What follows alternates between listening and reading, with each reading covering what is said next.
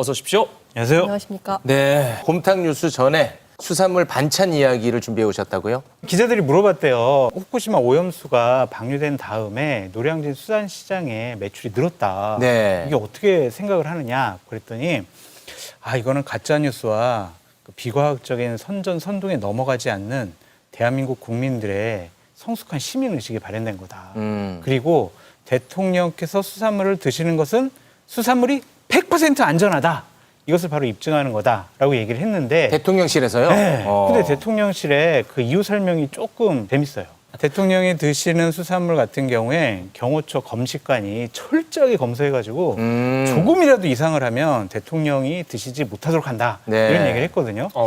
근데 그 해명이 맞나라는 좀 생각이 들더라고요. 왜요? 우리가 먹는 수산물 네. 어떤 검역관들이 다 전수조사해가지고 조금이라도 이상하면 못 먹게 하거나 그런 건 아니잖아요. 그러니까 대통령만 특별하게 검사한다라는 거를 굳이 이렇게 밝힐 필요가 있을까? 네. 좀 그런 생각도 들고 한 가지 좀 제가 정부 여당에 말씀드리고 싶은 거는 이제 먹방 보여주기 쇼는 그만하셨으면 좋겠어요. 오늘 한덕수 국무총리도 오찬에서 수산시장 가가지고 또 뭐 한상 차려놓고 이렇게 드시는 거 또 네.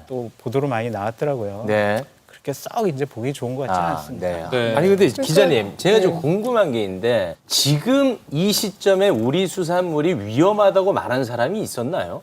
없죠. 없나요? 제가 보기에는 우리 수산물 위험해서 먹지 맙시다라고 얘기하는 사람들은 아무도 없는 것 같고요. 제가 지난 주말에도 마트에서 장을 봤는데 수산물 매장에 많습니다. 많이 삽니다. 네. 네, 그리고 많이 사다가 또 얼려놓습니다. 예.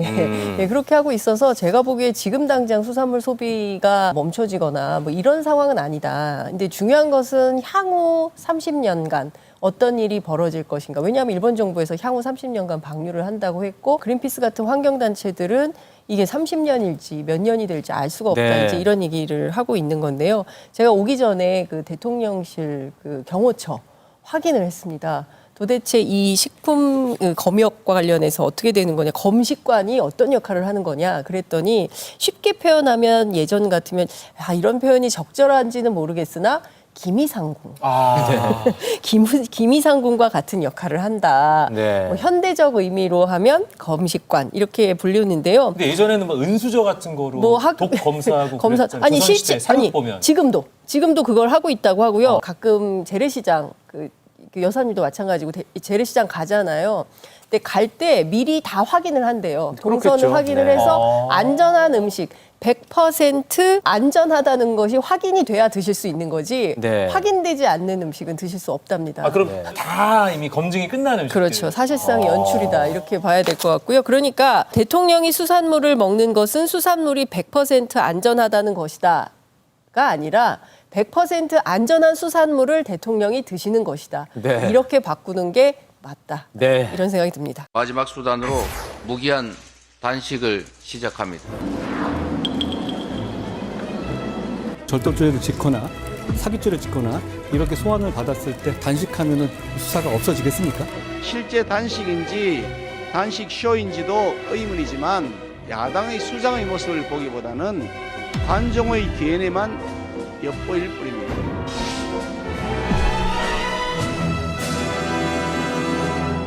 네, 민주당 이재명 대표 단식 투쟁 현장을 다녀오셨다고요? 근데 제가 한 7년 전에 이재명 대표가 그때 성남시장 시절일 때 박근혜 정부의 이제 지방재정 문제 가지고 갈등을 하던 터에 광화문 광장에서 단식을 했던 적이 있어요. 7년 전에도요? 그렇습니다. 이제 그때는 굉장히 명랑하고 쾌활하고 막 그랬었는데 분위기도 좀 무겁고 네. 이재명 대표는 더 이상 퇴로는 없다. 라고 판단을 하고 있고 출구도 없는 전략이다라고 생각을 하는데 세 가지 조건을 걸었잖아요. 단식을 네. 푸는데 제가 윤석열 대통령이 안 받을 것 같은데요. 이 세 가지를 조건 세 가지 예, 다. 안 네. 받을 것 같은데 어떻게 하실 겁니까? 뭐 그랬더니 이렇게까지 할 거라고는 상상도 못했다. 그래도 최소한 뭘 좀 만나는 척이라도 할 줄 알았는데 그조차도 없어서 이건 더 이상 방법이 없겠다. 그리고 이제 1+1을 100이라고 하는 사람들하고는 싸울 수밖에 없다라고 이제 그 국민의힘 연찬에 가서 한 말씀이 상당히 심각하다고 판단을 했던 것 같고, 그러면 야당이 이제 대화와 타협이 없는데 그렇다면 야당도 정권을 향해서 싸움을 할 수밖에 없는 거 아니냐. 그야말로 뭐 죽기 아니면 까무러치기라는 판단 속에서 네. 끝까지 쓰러질 때까지 싸울 수밖에 없다. 이런 판단을 하고 있었어요. 네, 단식에 대해서 네. 비판의 목소리가 나오고 있는데 그 가운데 단식 형식에 대해서 문제 삼는 목소리들이 좀 있는 것 같더라고요. 그러니까요. 왜 24시간 텐트 안에 있지 않고 12시간은 밖에 있고 12시간은 들어가 있냐. 당대표실에 가 있냐. 예. 그랬더니 본인이 밖에 나와 있으면 당직하는 당직자 수도 늘려야 되고 경호 파트도 나와서 또 움직여야 되고 여러 사람들 불편할 것 같아서 거기에 들어가서 잠은 자고 밖에 나오고 뭐 이렇게 활동을 한다고 얘기를 하고 있는데 네. 그 보온병 논란이 있었잖아요. 보온병 안에. 한 보수 언론에서 네. 보온병 안에 뭐 사골 국물을 넣어가지고 마시는 거 아니냐 이제 이랬는데 네. 그날 제가 보온병으로 물을 마시는데 물이 떨어졌어요. 그러니까 바로 당직자한테 여기 따뜻한 물 좀 채워주세요 이렇게 얘기를 하더라고요. 네. 그래서 만약에 사골 국물이었으면 저에게도 냄새가 났을 것이다. 곰탕 전문가시니까. 아 그렇죠. 네. 예. 근데 곰탕 냄새는 나지 않았습니다. 네. 예, 맹물인 걸로. 예. 근데 좀 이렇게 숟가락으로 뭘 떠드시는 모습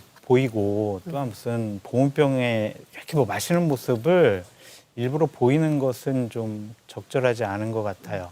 그러한 모습들이 자칫 잘못하면 단식의 엄중함을 스스로 좀 훼손시킬 수가 있다. 아까도 네. 우리 화면에서 봤잖아요. 소금 이렇게 뭐 이렇게 숟가락으로 드시면서 좀 웃으면서 막 여러 얘기를 하잖아요. 네. 그래서 좀 부적절한 것 같아요. 이미지 관리할 필요도 있다라고 보여집니다. 네. 단식의 목적에 대해서 좀 부정적으로 보는 시각들이 있는 것 같습니다. 수사를 피하려는 방탄 단식 아니냐 뭐 이런 목소리가 있어 보입니다. 그런 의미도 있어 보여요. 네. 왜냐하면 9월 달에 선거법 관련해서 1심 판결이 나올 예정이고 뭐 대북 송금과 관련해서는 소환 조사할 예정이기도 하고 또한 이제 체포 동의안이 국회에 제출될 거다라는 예상과 전망이 있잖아요. 곧 이제 누워 계실 거예요. 네. 이제 초췌해가지고 얼굴 살짝 빠지고 초췌하게 누워 있단 말이에요. 그런 분을 소환 조사한다? 국회에서 체포 동의안 해가지고 막 처리한다? 이것은 조금 인지상정상 무리가 있다라는 평가를 많이 받을 수가 있기 때문에 네. 그거를 노렸다고 볼 수 있을 것 같아요. 단식의 세 가지 조건, 타도 윤석열 딱 이거는 외쳤지만 네. 포장지를 뜯어보면 첫 번째로는 사법 리스크를 방어하기 위한 하나의 수단이다라고 보여지고 저는 보다 더 결정적인 것은 내부 결속력이에요. 내부 결속이요? 네, 이재명 당대표가 민주당 내에서 민주 진영 내에서 본인의 리더십을 다시 세우고 확고히 하는데 중요한 계기가 될 것이다라는 좀 생각이 들어요. 네. 많은 분들이 단식장을 찾잖아요. 그렇죠. 그리고 편을 들어줘요. 네. 문재인 전 대통령도 걱정된다 이러고 이해찬 전 대표도 가가지고 이건 말도 안 되는 일이 벌어졌어요. 민주당 원로분들 막 가죠. 또한 동조단식하는 의원들 막 나오죠. 그리고 진보 진영에 있는 유튜버분들 생중계하니까 지지층들은 막 이제 분기탱천하잖아요. 이재명 당대표가 당내에서 민주진영 안에서 리더십을 새롭게 세울 수 있는 중요한 계기로 네. 단식을 이용하고 활용할 것 같다. 네. 그런 생각이 듭니다. 그러면 실제로 지금 민주당의 이 단식으로 인해서 네. 내부 결속이 이루어지고 있습니까? 내부 분위기를 물어봤더니 6대4 정도 얘기를 해요. 6은 지지, 4는 의심. 이제 아, 이런- 단식에 대해서요? 예, 그런 아. 흐름이 있다. 이 와중에도 또 비판하는 의원님 계시잖아요. 그 라디오 인터뷰를 통해서 장성철 소장 잘 말씀하신 것처럼 친명이냐 비명이냐 내분이 많으니까 네. 뭐 좀 당의 결속도 필요하고 이재명 대표의 리더십을 굳건히 세우는 이런 방향으로도 이런 뭔가 깃발의 역할 이런 게 필요하다고 판단해서 본인들 표현으로는 죽기를 각오하고 이제 싸우기로 결심을 했다라고 얘기를 하고 있는 것 같고요. 그럼에도 불구하고 당 안에서는 100일간의 국정감사 그러니까 정기국회는 야당의 시간이고 네. 야당이 일을 가장 적극적으로 해야 되는 타이밍인데 이때 단식을 함으로써 전투력을 좀 스스로 갉아먹는 이런 차원의 오판은 없었는지 그 점도 좀 체크를 해볼 필요가 있다라는 지적은 있습니다. 네. 나를 위해서 단식을 하는 거다라는 인식을 줄 수가 있어요. 네. 근데 단식은요, 정치인이 목숨을 걸고 하는 거잖아요. 그럼 국민에게 감동을 줘야 돼요. 네. 근데 과연 이재명 당대표의 단식이 국민들에게 감동을 줘서 이재명 당대표 아이고 안타까워요. 정말 윤석열 정권 나빠요. 이런 식으로 여론이 흘러갈지 아니면 지금 왜 이 시점에서 왜 하는 거야? 이런 식으로 흘러갈지는 좀 여론의 흐름을 지켜봐야 될 것 같습니다. 네. 결국 어찌됐든 끝내야 될 거 아니겠습니까? 그렇죠. 그 언제 출구 전략이 네, 진짜. 어떤 방식으로 끝내야 된다고 보세요? 근데 날짜나 시점은 알 수는 없어요. 저 우리 하루만 안 먹어도 엄청 아유, 배고프잖아요. 그렇죠. 정말 너무 힘들어요. 상상조차 하기 싫은데. 그렇죠. 예. 그러니까 예전에 문재인 대통령은 열흘 하셨었고요. 김성태 원내대표는 8일. 네. 김영삼 전 대통령은 23일. 아유. 김대중 대통령 한 열흘 정도 이렇게 하셨는데 이거 다 목숨을 걸고 하시는 거거든요. 아마 이재명 당대표는 최소한 열흘 이상은 좀 하려고 하지 않을까. 열흘 지나면 어느 시점에서 구급차에 실려가지고 병원에서 링겔 받는 것으로 네. 이 단식은 끝이 날 것 같다라고 네. 전망해 봅니다. 근데 이제 알겠습니다. 통상의 경우에 야당 대표가 이렇게 단식을 하면 막 진정성이 의심된다라고 비판하지 않고 뭐 정무수석을 보낸다든가 뭐 이렇게 예, 야당 그러니까 여당 대표가 와서 아유 일을 하셔야지 밥을 굶으셔서야 되겠습니까? 뭐 이런 장면들이 연출되곤 하는데 이 정부는 그런 게 전혀 없다. 예, 그래서 그것 또한 굉장히 낯선 정치 풍경이다라는 얘기가 기자들 사이에선 나옵니다.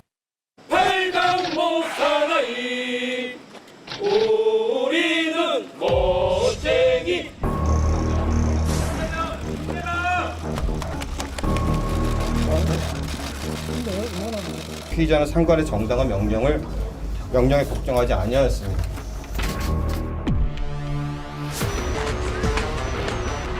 최상병의 억울함이 없도록 수사가 잘 될 수 있도록 힘쓰도록 하겠습니다.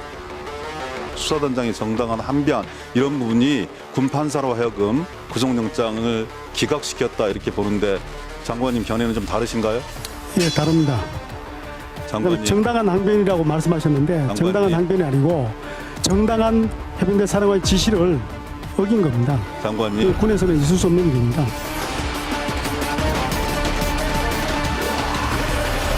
네. 장윤성 기자님은 이게 시간이 되는지 모르겠는데 이걸 또 구속영장 현장에 또 취재해 나가셨다고요? 오전에 9시경에 저는 현장에 도착을 했고요. 10시 네. 재판이니까 느닷없이 10시 반으로 변경이 되고 군사법원 문을 잠궈놓고 일단 국방부 영내로 들어와서 군검찰 통해서 군사법원으로 가라라는 걸 가지고 2시간가량 실랑이를 했습니다. 네. 그 과정에 국회 법사위 야당 간사이신 소병철 의원을 포함해서 모두 8명의 의원들이 현장에 도착을 했는데 그럼에도 불구하고 군사법원 문을 안 열어줘요. 영장실질 심사를 받으러 왔는데 이래서 상당히 심각한 나중에는 국방부 기자단하고 국방부하고도 또 분투가 벌어지는 그 엄청난 상황이 벌어진 겁니다. 그러니까 핵심은 뭐냐면 저는 그 장 소장님 그럴 리가 있겠어요. 거짓말이에요. 맨날 이런 말씀을 하셔서 잘 안 믿었었는데 제 눈앞에서 군사법원이 거짓말하는 현장을 제가 목도를 했어요. 박 단장과 변호인들이 군사법원 문이 열리지 않아서 못 들어가고 있는데 군사법원에 이미 들어가고 현장에 남아있는 건 기자들밖에 없다라는 식으로 야당 의원들한테 얘기를 한 거예요. 그래서 야당 의원 8명 현장에 출동을 하게 된 거거든요. 그러니까 와 이런 상황이 그냥 버젓이 벌어지는구나 매우 놀랐다라는 생각이 좀 들고 어찌됐든 지금 상황에서는 이제 진위 싸움을 하고 있는 상황인데요. 누가 거짓말을 하고 있는 건가. 네. 앞으로 상당히 크고 긴 싸움이 될 것 같다 이런 판단이 좀 듭니다. 네. 아무튼 그때 그 현장 분위기만 봐서는 사실 구속영장이 발부될 그러니까요. 것으로 많은 분들이 예측을 네. 했는데 기각이 됐단 말이죠. 그렇습니다. 그런데 이종석 국방부 장관은 계속해서 박정훈 전 수사단장은 너무 틀린 말을 많이 한다. 신뢰할 수 없는 사람이다. 이런 이야기를 지금 계속해서 하고 있습니다. 그러니까요. 이제 앞서 보신 영상에서도 나왔지만 허위 진술하고 있다라는 얘기를 계속 강조를 하고 있고요. 사령관의 정당한 지시를 이행하지 않았다. 이제 그 얘기가 핵심인데 그리고 급부상하고 있는 것이 VIP 경로설입니다. 네. 이 VIP 경로설과 관련해서도 대통령이 무슨 경로를 했다든지 아니면 뭐 혐의자를 뭐 제외하라고 외압을 행사를 했다든지 다 사실이 아니다. 싹 다 거짓말이다. 이제 이런 얘기를 하고 있는 겁니다. 장관이요? 네. 네. 박종훈 단장이 이거를 통해서 얻을 이익이 뭘까? 이게 좀 궁금하긴 하거든요. 이름은 많이 알려졌죠. 이제 그렇긴 하죠. 국민들에게 알려서 뭐해요, 군인이. 그러니까 강직한 권력에 굴복하지 않는 강직한 군인이다. 이런 이미지도 좋고 만약에 저분이 정치를 하겠다라고 하면 민주당에서 군인 출신으로 비례대표 영입 1순위 내년 총선에서 그렇게 전망을 해봐요. 근데 그런 그렇게 얘기하면 그렇게 되면 이제 진정성이 아니 근데 이 수사단장이 굉장히 네. 모욕적으로 느낄 수 네. 있습니다. 그런 말씀하시면. 그러니까 본인 네. 제가 이제 그 말씀 드리려고 예, 했어요. 예. 나는 정치에 관심이 없다. 나는 정말 군인의 길을 계속 가고 싶다. 네, 네. 나는 정치하겠다라는 생각 꿈에도 하지 않았다. 이제 네, 그렇게 얘기를 계속 한 거고. 강조하고 있습니다. 그 아드님도 육사 생도잖아요. 그렇습니다. 아들도 피해를 받을 수가 있고 그래서 저러한 거짓말을 했다? 얻을 이익은 없어 보여요. 없어 보인다. 정치인으로 변신하지 않는다면 네. 얻을 이익은 없어 보이는데 불이익은 있습니다. 검찰에서 사전 구속영장을 청구했는데 기각당했잖아요. 그렇죠. 근데 어쨌든 기소는 할 것 같아요. 네네네. 상당히 지금 분위기가 격앙되어 있으니까. 네. 군 인사법상 군인이 기소당하면 바로 휴직입니다. 아, 기소만 돼도요? 네. 그래가지고 본인이 원하는 군인의 길을 못 걸을 수도 있다. 아, 그래요? 그렇게 좀 보여져요. 그래서 좀 안타까운 일이죠. 근데 지금 그 항명과 관련해서 사실은 영장 실질 심사할 때도 군 판사가 군 검사에게 물었다는 거예요. 그러니까 제가 이 변호인을 통해서 확인을 한 내용인데, 아니 잠깐만요. 제가 이거 하나만 좀 여쭤볼게요. 검사님 답변을 해주십시오라고 하면서 박 전 단장이 항명을 했을 때 얻을 수 있는 실익이 뭐죠? 이거를 물어봤다는 거예요. 네네네. 그랬을 때 군 검사가 수사를 아직 정확하게 다 하지 않았기 때문에 정확하게 파악할 수는 없다. 항명죄로 이제 그 입건을 한 상태인데 말이죠. 이제 이런 얘기를 하면서 수사단장으로서 어떤 공명심 때문에 유족들한테 이미 설명했기 때문에 난처해서 그거는 좀, 그리고 네. 수사단장의 어떤 이게 권한인 양 독단적으로 이첩한 거 아니냐라는 등등의 이제 언급을 했는데, 당시 그 현장에서 변호인 판단으로 아니 세상에 난처해서 항명하는 사람이 있냐, 이건 그거는 말이 안 네. 된다라고 비판을 하고 있습니다. 네. 자, 대통령실 소식은 뭐 이 중에서 장성철 소장님이 가장 잘 아시니까 이걸 좀 여쭤보고 싶습니다. 이 참 공교롭게도 안보실 2차장 네. 그리고 국방비서관을 교체한다는 소식이 전해지고 있단 말이에요. 오늘 주요 뉴스 중에 하나였죠. 네, 네. 예. 이 관련해서 이런 인사를 하는 것인가? 꼬리 자르기 아니냐? 아니면은 구속이 기각돼서 징계 차원이냐? 뭐 이런 목소리도 나오고 있는데, 물론 타이밍이- 대통령실은 원래부터 계획된 거다 이런 얘기를 하고 있죠. 일단 대통령실에서는 경무에 시달려가지고 그래서 이제 원래 가고 싶은 대로 보내준 거다라고 얘기를 하고 있는데, 조금 이상한 부분은 있는 것 같아요. 그러니까 그동안 대통령께서는 한미일 협력, 군사 뭐 여러 가지 뭐 훈련 이런 것들이 가장 큰 성과라고 얘기를 하고 계시는데, 그렇습니다. 네. 갑자기 대통령실의 참모 중 핵심 참모들을 바꾸겠다라는 것은 다른 이유가 있는 것이 아니냐라고 볼 수밖에 없고, 네. 제 얘기가 아니에요. 절대로 오해하시면 안 됩니다. 일각에서는 아니 도대체 이거 좀 조용하고 깔끔하고 전문가처럼 이렇게 정리하라고 그랬는데 왜 이렇게 지금 시끄럽게 정리한 거야 이거? 이 사람들 이거 다른 데로 보내. 이런 식의 지시가 있지 않았느냐라고 네. 일각에서 얘기하는 그런 분들도 있는데, 그 일각이 장성철- 아니에요. 네. 왜 저한테 뒤집어치우세요? 알겠습니다. 사실이 네. 아닐 겁니다. 네, 네. 경무에 시달린 거죠. 네, 알겠습니다.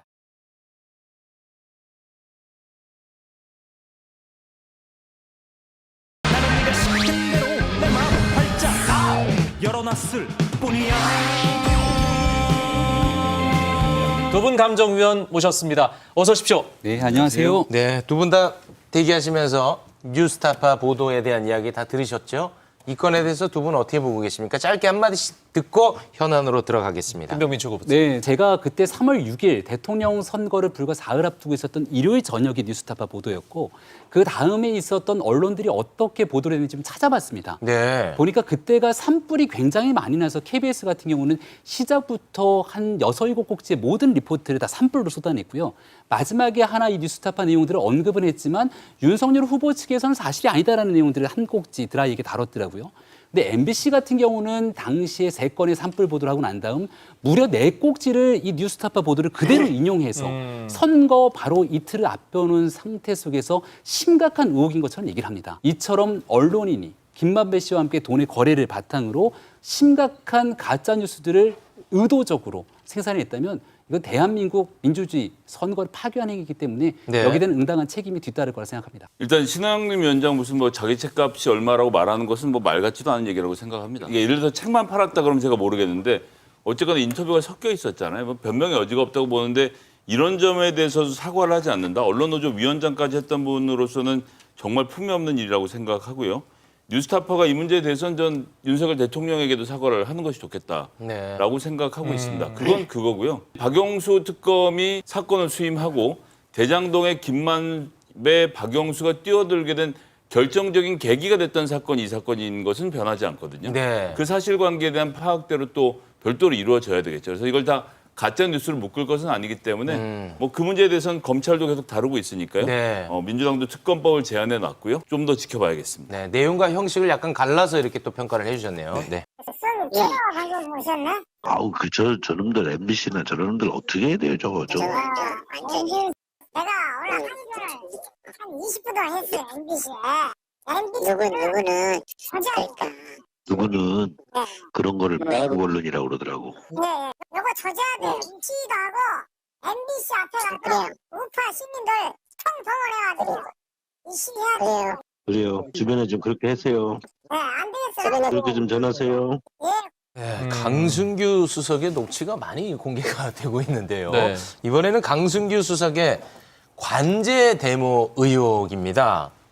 MBC를 이제 매국 언론이다 뭐 이렇게 또 표현하는 것 같은데 어떻게 보셨습니까? 이러니까 이제 더 탐사를 국민의힘과 대통령실이 죽이려고 별의별 방법을 다 쓰지 않습니까? 뭐 구속영장도 청구했다가 압수수색도 몇 번씩 나가고 왜 그러는지가 이제 다 나오네. 이런 식으로 겁내지 않고 보도를 하니까 대통령실 입장에서는 어떤 식으로든 누르고 싶었던 것 아닌가. 한동훈 법무부 장관도 지속적으로 지금 스토킹이라고 고소를 했지만 결국 법원이 구속영장 받아들이지 않았던 전례도 있고요. 이 방송에서만 해도 한 20번쯤 말씀드린 것 같습니다. 대통령실이 유튜브 끊어야 된다. 탑이 딱 나와 있잖아요, 지금. 저 관련자들하고 이런 분들이 다 유튜버인 분들 나와서 이제 시위하는데 좀 같이 하자. 유튜버들하고 통화하고 했던 내용들도 같이 지금 공개가 되고 있는 중이고 네. 대통령실 수석쯤 되면 정상적으로 본인과 이야기를 나눌 수 있는 분들과 대화를 나눠서 문제를 해결을 해야지. 뭐 유튜브하고 이런 분들하고 자꾸 국정 운영을 상의를 하니까 이런 사달이 생긴 거 아닙니까? 실제 대통령실에서 저런 식으로 관제 데모를 지금 조장하고 있었다고 하면 이건 그냥 넘어간 문제는 아닌 것 같습니다. 일단 수석 그만둬야죠. 대통령이 저 정도 문제를 파악했으면 대통령실에서 당연히 조치를 취해야 될 것 같고 저렇게 하지 말고 나와서 네. 같이 뭐 유튜브 출연도 자주 하시잖아요. 정치적으로 해결하시라고 좀 말씀드리고 싶습니다. 네, 알겠습니다. 더 탐사에 대한 내용들은 지난날 청담동 술자리 의혹에 대한 가짜 뉴스를 여과 없이 퍼뜨렸기 때문에 거기에 대한 문제점들에 대한 뭐 수사가 됐든 최종적인 책임을 져야 되는 일들이라 생각하고요. 네. 조금 전에 나왔던 내용이 이제 어떤 방식의 누구와 녹취를 했는지를 조금 더 구체적으로 봤으면 좋겠는데 시민사회 수석이라고 하는 자리가 이제 많은 시민사회 단체 사람들과 또 전화 통화를 나누는 자리 아닙니까? 네. 근데 강승규 수석의 내용들이 네네네 그렇게 하세요. 그리고 이제 끊어버리는 상태의 중간 녹취만 들려져 있기 때문에 전체적으로 어떤 취지의 전화들이 걸려왔던 것이고 네. 그걸 끊어내기 위한 과정이었던 것인지 진짜 나가서 적극적으로 관제 데모하라고 주장했던 것인지 그 내용에 대한 녹취로 보기에는 아직까지 확인이 되지 않는다라고 말씀드리겠습니다. 녹취상으로는 그렇게 네. 판단하기 좀 어렵다. 네, 알겠습니다. VIP 주관으로 회의를 하는데 군사보좌관이 이래저래 얘기하니까 군 관련해서 화를 이것보다 더 낸 적이 없다.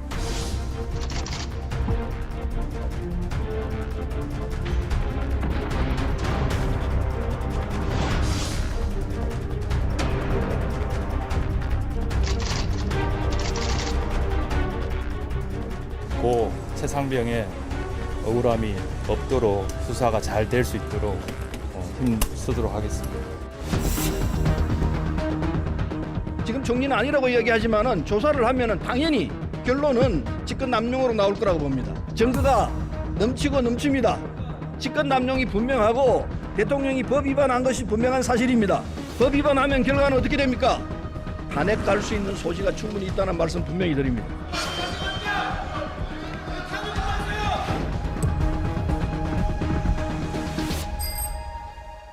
네, 민주당 서른 의원의 발언 수위가 상당히 높았습니다. 그렇습니다. 최상병 순직 사건에 대한 수사 외압 의혹에 대해서 윤석열 대통령의 탄핵까지 갈 소지가 있다. 이 발언의 감정가 지금 바로 매겨 주십시오. 이 발언으로 이제 본회의장이 난리가 났습니다. 난리 났어요. 김진표 국회의장이 초등학교 반상회도 이렇게 시끄럽지 않다고 핀잔을 줄 만큼 고성이 오갔는데요. 87억, 1억. 숫자가 상당히 많이 들어갔는데요. 자, 빨리 듣고 싶네요. 1억 173만 6천 원이요. 2000년에 기재부가 공양미 300석의 현대판 가격이 얼마인가 계산해 보니까 딱 이 가격 정도가 나오더라라고 기재부발 발표가 있었습니다. 지금 얘기한 서른 의원님이 바로 얼마 전까지만 하더라도 이재명 대표를 향해서 심청이처럼 민당수에 빠져라 이렇게 얘기했던 분인데 네. 아니 왜 이재명 대표만 빠뜨리지 윤석열 대통령까지 끌고 들어가냐 이런 얘기를 드리고 싶고요. 서른 의원 하면 아마 인터넷 검색해 보시면 서른 한 칸 띄고 막말 어마어마한 스토리들이 쏟아져 나옵니다. 아니 근데 최고 의원님 그동안에 서른 의원 좋아하셨잖아요. 좋아하셨잖아요 그동안에. 서른 의원이 과거에 있었던 노인비하 막말부터 얘기했을 때 굉장히 많이 거칠게 비판했던 기억들이 생생한데요.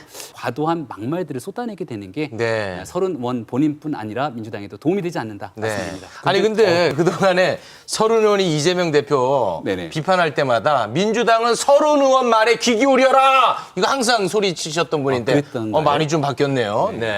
어떻습니까? 87억 8,312만 원. 이건 이제 예정치인데요.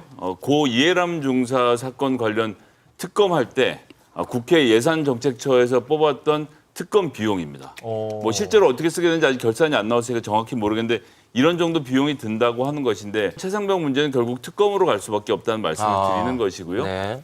그러니까 민주당이 최근에 국민들로부터 비판을 받는 지점 중에 전 큰 것이 무엇이 무엇라면 그것이 무엇라면 이렇게 되는 것이다라고 말하는데 앞에 가정이 너무 많이 붙어요. 네. 최소한 직접 통화한 내용의 녹취가 공개된다든지 뭔가 좀 더 직접적인 증거들 아니면 대통령실 내부에서 행정관이나 비서관 중에서 내가 대통령이 그런 말을 한 것을 들었다라는 직접 진술이 나오지 않은 상태에선 이거 헌법재판소 가져가 봐야 탄핵 안 되거든요. 그런데 항상 조금 마음이 급해서 민주당이 내용이 정해지기 전에 만약 그렇다라는 가정이 맞는다면 탄핵을 해야 된다라고 표현을 함으로써 오히려 저는 신뢰도를 좀 낮추고 있다고 생각을 해서 일단 국정조사를 침착하게 진행하고요. 저 같은 경우도 당장 몇 년 안에 군대를 가야 될 아들도 있고요. 안심하고 군대를 보낼 수 있도록 하는 비용이라고 생각하면 큰 돈이 아니거든요. 모든 아들들이 안심하고 그럼요. 군대 갈 수 있는 분. 이해람 중사 때도 이렇게 들여서 실제로 잘못했던 사람들을 잡아냈던 것처럼 이런 식으로 특검을 진행해서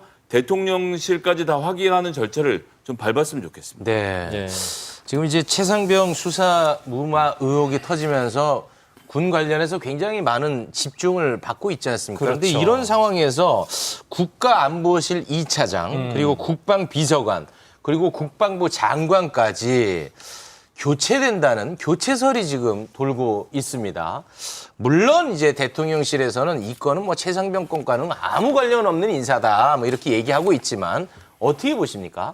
그건 뭐 누가 봐도 뻔하죠. VIP가 경로하셨다라는 발언이 밖으로 나오게 된 것에 대한 책임을 김태호 안보실 차장을 제외한 사람들에게 묻고 있는 거죠. 국방부 장관도 경질할 것 같은데요. 왜 이런 얘기가 밖으로 나가 도느냐로 대통령실이 다시 한번 경로를 한 상황으로 보고요. 이 발언이 흘러나왔을 것으로 예상되는 경로들의 구성원들이 전부 다 지금 잘려나가는 상황. 안보가 중요하고 지금 한미 안보 되게 중요하다고 말하고 한미일 정상회담 얼마 전에 하고 왔고 지금 북핵의 위험이 백척간도 앞에 놓여져 있는 지금 이번에 VIP 경로 발언 이외에는 딱히 본인들 입장에서는 잘못한 것이 없어 보이는 이런 인사들에 대한 교체 신호가 나왔다. 이것은 박정훈 대령을 제대로 제압하지 못한 것, 그 과정에서 VIP 경로 이야기가 나온 것, 여기에 대한 책임을 물렸다고 봐야 되겠습니다. 그러니까 교체가 된다면 징계성 인사라고 이제 보시는 거군요. 100%죠. 김병민 최고위원 의견도 궁금한데. 저는 민주당 말에 좀 논리적 모순이 있다고 보는데 대통령이 사건 문제에 외압이 있었다고 하고 그 외압에 따라 이 사람들이 착착착 실행을 했다는 것 아닙니까? 근데 외압에 따라서 착착착 실행한 사람들을 왜 바꿉니까? 지난달 한미 정상회담을 통해서 워싱턴 선언을 발표하게 되거든요. 그리고 난 다음 우리 국내 문제에 있어서 한미 연합 훈련에 대한 중요성들을 훨씬 더 강조하게 됩니다. 지난달 있었던 훈련에서 마찬가지고요. 아마 거기에 대한 더 집중적인 인사들이 주도적으로 하나씩 변화되어 가고 있는 과정으로 보이는데 이 내용들을 무리하게 그러한 모든 과거에 있었던 사건들이랑 다 묶어서 경제성 인사 아니냐 이렇게 얘기할 거라면 애당초부터 대통령의 외압이 있었다라고 하는 주장 이 문제부터 하지 않는 상태 속에서 이루어지는 것이 맞다고 생각합니다. 네, 좀 여쭤보고 싶은 게 있는데 박정훈 대령이 항명하고 거짓말하고 이거는 무엇을 위해서 그렇게 한다고 보십니까, 그러면? 본인이 이제 관련된 내용을 통해서 수사를 받고 있는 상황이기 때문에 당연히 본인의 방어권을 보장하는 차원에서 이야기를 하지 않겠습니까? 항명 같은 경우는 방어권 차원은 아니죠, 항명은. 아니, 본인 입장에서는 그렇게 항명 등으로 수사를 받고 있는데 나는 여기에 대해서 문제가 없다고 얘기를 하고 있기 때문에 본인에 대한 수사를 받고 있는 것에 대한 방어권 보장 차원에서 계속 주장을 하고 있는 것 아닙니까? 근데 그 주장의 일환으로 얘기를 쭉 꺼냈던 것 중에 하나가 신범철 국방부 차관이 문자 메시지를 보냈다라고 주장을 했잖아요. 네. 근데 거기에 대해서 신범철 차관이 통신기록까지 다 조회해갖고 보여주고 나니까 그 내용들에 대해서는 또 뚜렷하게 반박하지 않아요. 이런 일련의 과정들이 네. 결국은 본인 입장에서는 방어권 보장청에서 계속 얘기를 하고 있는 건데 네. 그게 지금 현재 해당 당사자들은 또 아니라고 부딪히고 네, 있는 상황이니 알겠습니다. 그 네. 수사 결과를 좀 지켜보면 아니 좋겠습니다. 극히 네. 보수적인 시간- 군사법원에서조차도 구속을 안 시켰다는 것은 박정훈 대령의 진술이 일관되다는 건 보여주는 거거든요. 네. 알겠습니다. 드러나겠죠. 예, 네. 민주당 이재명 대표가 단식 투쟁을 이어갔습니다. 그런데 과연 효과가 있을까 의견이 조금 갈리긴 합니다. 두 감정위원은 단식이라는 전략에 대해서 어떻게 보는지 일단 김병민 최고위원. 네, 단식이 만약 효과가 있으려면 제1야당 대표의 목숨을 건 단식 아닙니까? 네. 그러면 더 라이브에서 가장 먼저 헤드라인으로 다루면서 이 문제에 대해서 집중적으로 조명하고 이렇게 진품명품 감정까지 하고 있을 텐데 뒤에 메시지를 좀 빼는 것 그리고 지금 많은 언론에서도 이재명 대표의 단식 문제가 하루 종일 방송 많이 하잖아요. 네. 근데 주된 이슈로 많이 다뤄지지가 않습니다. 그래요? 그만큼 국민적 여론이 이재명 대표의 단식에 동조하고 힘을 실어서 제1야당 대표가 할 수 있는 마지막 순간이 이거밖에 없다. 그러니까 정말 이재명 대표가 큰일 날 것 같은데 여기에 어떤 방식으로 여당이 대응을 하고 정부는 어떻게 대응할 것인가가 뉴스가 돼야 되지만 그렇지는 않거든요. 건강에 걱정이 많이 됩니다. 네. 건강 잘 챙기셨으면 좋겠고 아무튼 단식에 대해서 끝까지 간다는 얘기보다는 적정 수준에서 건강을 챙기면서 네. 제1야당으로 할 수 있는 이 나름대로의 퇴로 출구를 찾는 것이 중요하다고 생각합니다. 네. 야당 대표의 건강을 좀 걱정을 해주셨네요. 이게 왜 시작이 됐는지를 보면 윤석열 대통령이 야당하고 협치 없다, 대화 없다라고 선언한 다음부터잖아요. 제가 지난주에도 말씀드렸던 것 같은데 어떻게 민주주의는 무너지는가라는 그 하버드 대학교 정치학과 교수들의 책에 보면 놀랍게도 이런 얘기가 나옵니다. 잠깐만 인용해 보면요. 대통령이 언론을 공격하고 상대 후보를 구속시키겠다고 협박하는 나라는 더 이상 민주주의를 지킬 자격이 없다. 너무나도 지금의 상황하고 맞아 들어가죠. 그러니까 윤석열 대통령을 보고 썼다고 해도 믿을 정도로 언론이 지금 뭐 언론이 가짜 뉴스를 만들고 원 스트라이크로 아웃을 시켜야 되고 뭐 MBC 어떻게 해야 되고 지금 하루 종일 계속 이런 얘기가 나오는 데다가 상대 후보를 적으로 삼고 구속시키려고 하는 것이 이것이 민주주의를 무너뜨리고 있고 미국 민주주의를 무너뜨리고 있다는 하버드 대학교의 정치학과 교수들의 발언이 네. 지금 우리나라에 딱 적용되는 게 여기에 이재명 대표가 단식으로 맞설 수밖에 없는 겁니다. 뭐 네. 의석이 몇 석 있다 말을 하지만 의석이 의미를 가지려면요. 대통령이 의회를 인정하고 의회를 존중할 때 가능한 건데 네. 지금 무슨 법을 통과시켜도 대통령 몰라 거부권 이렇게 나가고 있는 상황에서 무슨 대화가 되겠습니까? 그러면 네. 이재명 대표는 야당의 입장에서는 단식으로라도 결기를 보이는 것이고 정상적인 정부라면 이쯤 됐으면 국무총리나 아니면 정무수석 이런 사람이 야당 대표의 단식 현장에 와서 저희가 어떻게 한번 대화를 나눠볼까라고 대화라도 건네는 제스처를 취해야 하지만 네. 아무 일도 벌어지지 않죠. 네. 단식 이후에 대통령실의 입장이 나온 게 있나요? 저는 들어본 바가 없습니다. 아예 없는 사람 취급하고 있는 게 문제라는 말씀. 여당 쪽에서 뭐 대표나 최고위 차원에서 입장이 나온 게 물론 이재명 대표 단식에 대한 비판적 비판은 메시지는 세게 했죠. 굉장히 많이 당대표가. 나왔죠. 네. 아니 뭐 근데 국문 첫날부터 과거- 뒤에 들어서 뭐 먹는 거 아니냐는 얘기를 하는 과거에 그런 거 아닙니까, 있었던 지금. 야당 대표의 단식 과정 속에 있었던 분명한 목표점과 명분 이런 것들이 있는 단식과 상당히 결이 다르다라고 하는 얘기들은 이미 숱하게 나왔기 때문에 네. 여기에 대해서 애당초부터 제1야당 대표가 할 수 있는 게 이것밖에 없다고 무기한 단식 투쟁을 선언한 마당에 네. 이런 일들에 대한 퇴로를 찾기가 참 쉽지 않다는 점 네. 하나 마지막으로 지금 현재 범죄 피의자로서 소환조사 앞에 있는 상태 속에서의 단식 아닙니까? 또 거기에 대해서 퇴로를 찾기 어려운 현재 문제도 있다는 점도 함께 말씀을 드립니다. 네. 아니 소환하면 되잖아요. 뭐 어렵나요? 검찰 소환 마음대로 할 것 같고 이재명 대표 나갈 것 같은데요. 네. 뭐 하세요. 예. 네. 검사들 하시면 됩니다. 어려울 네. 거 없습니다. 네, 예. 알겠습니다. 오전 흥미롭게 본 대목이 있었는데요. 그 김진표 국회의장이 단식 현장에 가지 않았습니까? 네. 현장에 갔을 때 이제 이재명 대표가 지금 국무위원들이 너무 국회에서 도발한다. 이걸 좀 제재해 줄 수 없느냐. 요청 비슷하게 했는데 국회의장은 마치 이렇게 면전에서 거부하는 것처럼 그거는 한쪽 잘못 아니다.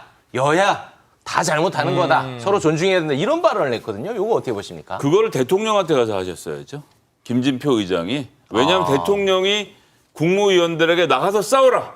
한동훈처럼 싸우고 이상민처럼 싸우고 이렇게 싸우라고 박민식처럼 싸우라고 이야기를 하고 있는 상황인데 네. 그럼 야당이 무슨 방법이 있습니까? 국무위원들이 싸우려고 하고 나왔는데 그것을 여야가 같이 책임지라고 말하는 것은 김진표 의장님이 실제로 그걸 생각했으면 대통령 면담을 요청해서 국무위원들이 국회에 와서 좀 예의 바른 태도를 취해달라. 이거는 국회의원들하고 싸우는 게 아니라 국민들에게 보고하는 자리가 대정부 질문이라는 점을 좀 알려주셨으면 좋겠습니다. 네. 이 홍범도안 개명하느냐 마느냐 하는 문제를 두고 군과 이 정부의 입장에 조금 엇박자가 나는 분위기인데요. 보고 오겠습니다.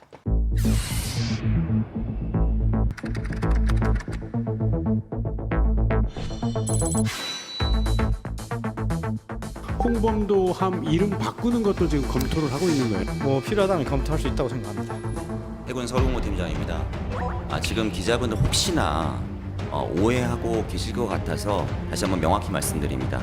현재 해군은 홍범도함 함명 재정 변경 등에 대해서 검토하고 있지 않습니다. 개명 문제 검토하고 있습니까? 저는 그거는 수정을 검토해야 된다고 생각합니다. 수정을 검토해야 된다.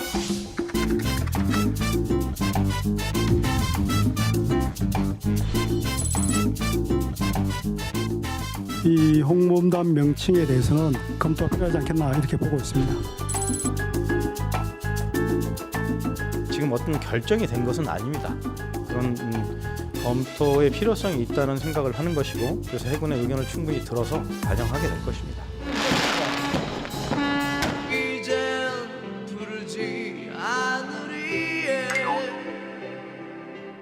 네, 홍범도함 개명 문제. 요거는 잠시 후에 좀 여쭤보기를 하고 우리 저 김병민 최고위원님, 이제 총선을 치러야 되는 분 아니겠습니까?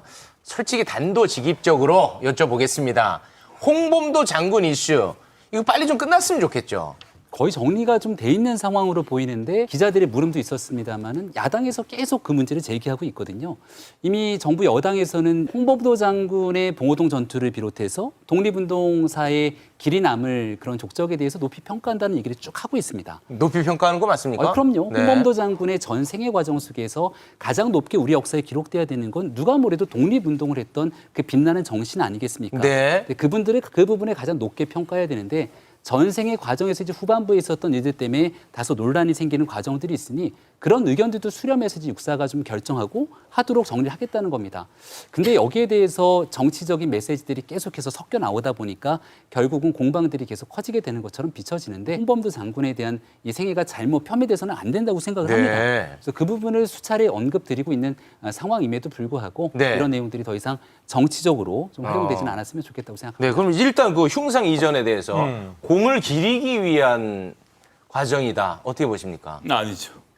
지금 21세기 현재에 있어서는 자유민주주의 국가로서 체제 경쟁을 저희가 북한하고 하고 있다고 생각하지는 않습니다. 네. 북한의 사회주의가 뛰어나냐, 남한의 무슨 자유민주주의가 뛰어나냐 누가 논쟁합니까? 대한민국 국민 중에. 일부가 있겠죠. 한 10명, 20명, 100명 있을 텐데 그 사람들이 자유민주주의 대한민국을 흔들 수 있나요?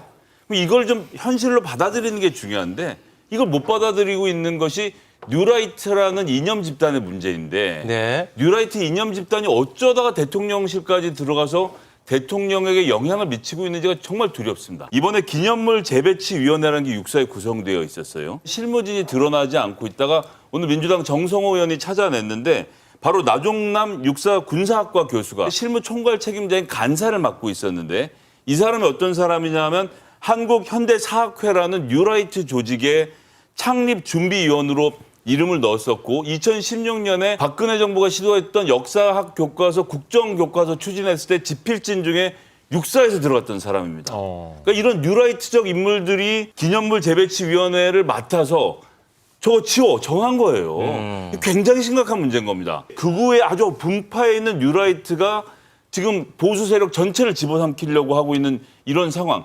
그리고 심지어 제가 요즘 여당 패널들 만나 뭐 물어보냐면요. 국군의 뿌리가 어디냐고 생각하십니까?로 물어보잖아요. 그럼 심지어 어떤 현역 국회의원은 답을 못합니다. 왜요? 군내에서 합의가 안 됐다는 거예요. 깜짝 놀랐어요. 독립군이 우리 국군의 뿌리다라는 말을 못해요 지금. 이럴 정도로 뉴라이트가 심각하게 지금 침투해 들어와 있고 대통령이 그렇게 생각을 하고 있으니까 국군의 뿌리가 독립군이라고 말 못하는 여당 인사들까지 등장하는 이런 상황은 전 매우 우려서 김병희 최고위원한테는 질문 해보셨어요? 아니 이미 독립운동에 대해서 충분히 말씀하셨기 때문에 제가 여기서 지금 사상 검증하러 나온 건 아니죠. 대한민국 1919년부터 있었던 48년까지 임시정부의 기간들 독립운동의 정신을 굉장히 높게 평가하고 또 여기를 기리기 위해서 국민의힘의 정강 정책부터 또 국민의힘의 윤주경 의원 등 대표성을 띠고 있는 인사들이 굉장히 많다는 얘기 수사를 들었습니다. 이런 애들을 만약 부정하게 된다면 말씀 주신 것처럼 굉장히 극우적인 시각으로 이른바 대한민국의 독립운동을 폄훼한다 이렇게 주장할 수 있겠습니다만은 정작 중요한 이념 논쟁으로 자꾸만 이런 정치적 이슈가 끌려 들어가게 되는 건 윤미향 의원이 바로 얼마 전 조총련 주최 행사에 갔는데 여기에 대해서 민주당의 최고인이 나와서 조총련 다소 친북단체인가요? 이런 방식으로 답변을 회피하는 과정들이 지금 민주당 내에서 벌어지고 있기 때문에 여기에 대한 걱정과 우려 섞이는 내용들이 계속 나오는 거 아니겠습니까? 자, 요거 짧게만 여쭤보겠습니다. 이제 홍범도 장군의 공을 기리는 과정이다 지금. 폄훼하는 과정이 아니다. 공을 기리는 것이 훨씬 중요하다고 말씀드립니다. 그런데 왜 홍범도 함 이름을 바꾼다, 안 바꾼다, 검토한다, 검토한 적 없다. 왜 이런 논란을 만듭니까? 그러니까 제가 말씀드린 게 정부에서 정확하게 입장을 내지 않고 의견을 수렴하고 있다고 얘기를 하지 않습니까? 근데 여기에 대해서 질문들이 오가게 되니까 거기에 대해서 검토할 수 있다는 개인적인 생각들을 첫 번째 총리가 얘기하고 나머지 사람들의 답변도 똑같이 검토할 수 있다라고 검토 중이 아니다라는 얘기들 하고 있는 거지 않습니까? 현재 있는 사실들을 얘기하고 있는 것이죠. 그러니까 이 문제를 계속 끊임없이 끌어내 갖고서는 이야기를 전개할 것이 아니라는 생각이 들고요. 앞서 말씀을 많이 주셨으니까 한마디만 더 보태게 되면 지난 2018년도에 육사에 이제 홍범도 장군을 비롯한 독립 영웅들의 흉상들이 올라가기 시작했는데 너무 항일 전쟁에 대한 이 과거에 있었던 항일 투사들의 모습만 높게 길었던 것 아니냐라고 하는 반작용의 측면들도 지금 현재 나타나고 있는 과정 중에 있다는 얘기도 함께 드립니다. 자, 홍범도 함이 이제 1,600톤짜리 잠수함이거든요. 이게 한 대가 있는 게 아니라 뭐 한 8대 정도 지금 있습니다. 근데 이름이 다 뭐 어떻게 되냐면 안중근호, 윤봉길호, 유관순호, 홍범도호 뭐 이런 식입니다. 근데 여기서 놀라운 건 제가 조금 전에 국정교과서 말씀드렸지만 홍범도호의 명명은 박근혜 대통령이 2016년 2월에 한 겁니다. 이건 문재인 대통령이 한 게 아니에요. 그전에도 심지어 박근혜 정부에서도 홍범도라는 분의 독립운동 정신을 기렸고 그걸로 국군의 뿌리를 삼아서 이름을 지어놨는데 문재인 정부가 한 거라고 하면 윤석열 대통령이 다 문제는 다 지워 라고 하면서 지울 수 있었겠지만 박근혜 정부 때 명명한 것을 지금 바꾼다? 너무 이념적으로 가는 게 아닌가 걱정입니다. 알겠습니다. 두 분과는 급하게 여기서 인사드리겠습니다. 두 분 고맙습니다. 고맙습니다.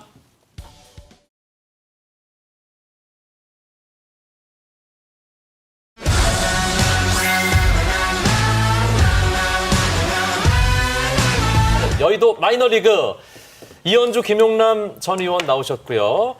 김진애, 박원석 전 의원도 함께 하겠습니다. 반갑습니다. 안녕하세요. 먼저 인사해야지. 오늘은 인사. 언제 인사해야 되는지 좀 알려주세요. 그러니까 지금 하시면 돼요. 다큐를 좀 계속. 지난주에 인사할 시간을 제가 안 드려가지고. 맞습니다. 아무튼 뭐 요만큼만 잘못돼도 화를 내시는 분들이니까요. 저희가 긴장하면서 바로 출발해보죠. 오늘 워낙 많아요, 이슈가. 윤석열이다, 네가 조우영이야 이러면서 윤석열한테서 윤석열이가 보냈단 말이야?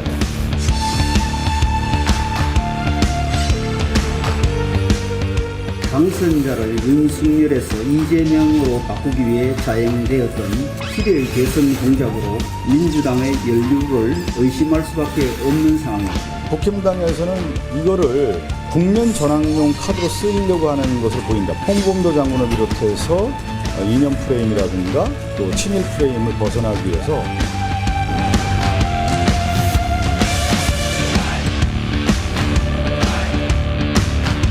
네, 지금 정치권이 아주 뜨겁습니다. 그렇습니다. 김만배 허위 인터뷰 논란. 대통령실에서는 명백한 정치 공작이라고 성격 규정을 했고요. 국민의힘에서는 민주당 연루설을 제기하고 있는 그런 상황입니다. 이 건 어떻게 보고 계십니까? 근데 이런 공작은 사실은 더불어민주당이 일가견이 있죠. 아, 그래요? 대선과 관련해서도 1997년 대선과 2002년 대선에 두 번 다 등장하는 인물이 있었잖아요. 김대업이라고. 그 나중에 밝혀졌잖아요. 김대업의 주장이 허인 게. 하지만 대선은 민주당이 이겼어요. 두 번 다 김대업을 내세워서. 지금 김만배와 신앙림 씨 간에 있었던 인터뷰도 인터뷰에 등장하는 조우영이라는 사람이 내가 윤석열 당시 검사로부터 커피를 얻어먹은 적이 없다라고 밝혔잖아요. 그 김만배 씨가 인터뷰에서 밝혔던 내용은 사실과 전혀 다른 것이고 그리고 1억 6,500만 원을 신앙림 씨가 받은 것도 인정은 했는데 네. 신앙림 씨는 책값으로 받았다고 네, 했어요. 맞습니다. 네. 세 권에 대한 책값 1억 5천에 부가세 포함해서 1억 6,500을 받았다고 주장을 했는데 중요한 건 책은 부가세 면세 품목입니다. 아, 그래요? 그러니까 뭘 거짓말을 하려도 뭘 알고 주장을 해야 되는데 아, 그래요? 부가세 10%에서 1억 6,500이다 그러는데 최근 부가세가 안 붙어요. 거짓말을 급하게 만들어낸 것 같아요. 네. 그러니까 적어도 김만배 씨가 자기 돈 1억 6,500을 들여서 이런 허위 인터뷰를 하고 공작을 하면서 이거를 사전이나 사후에 민주당에 얘기를 안 했을까요? 네. 자기 돈 들여서 이런 공작을 하는데 나중에 생색을 내기 위해서라도 얘기를 했겠죠. 아마 이 배후에는 민주당이 있었을 것이다. 제가 항상 국민의힘에 얘기를 하는 게 뭐냐면은 조금 흥신소처럼 굴지 말자. 조금 구조적인 걸 좀 보게 만들자. 제가 이런 얘기를 좀 항상 많이 하는데요.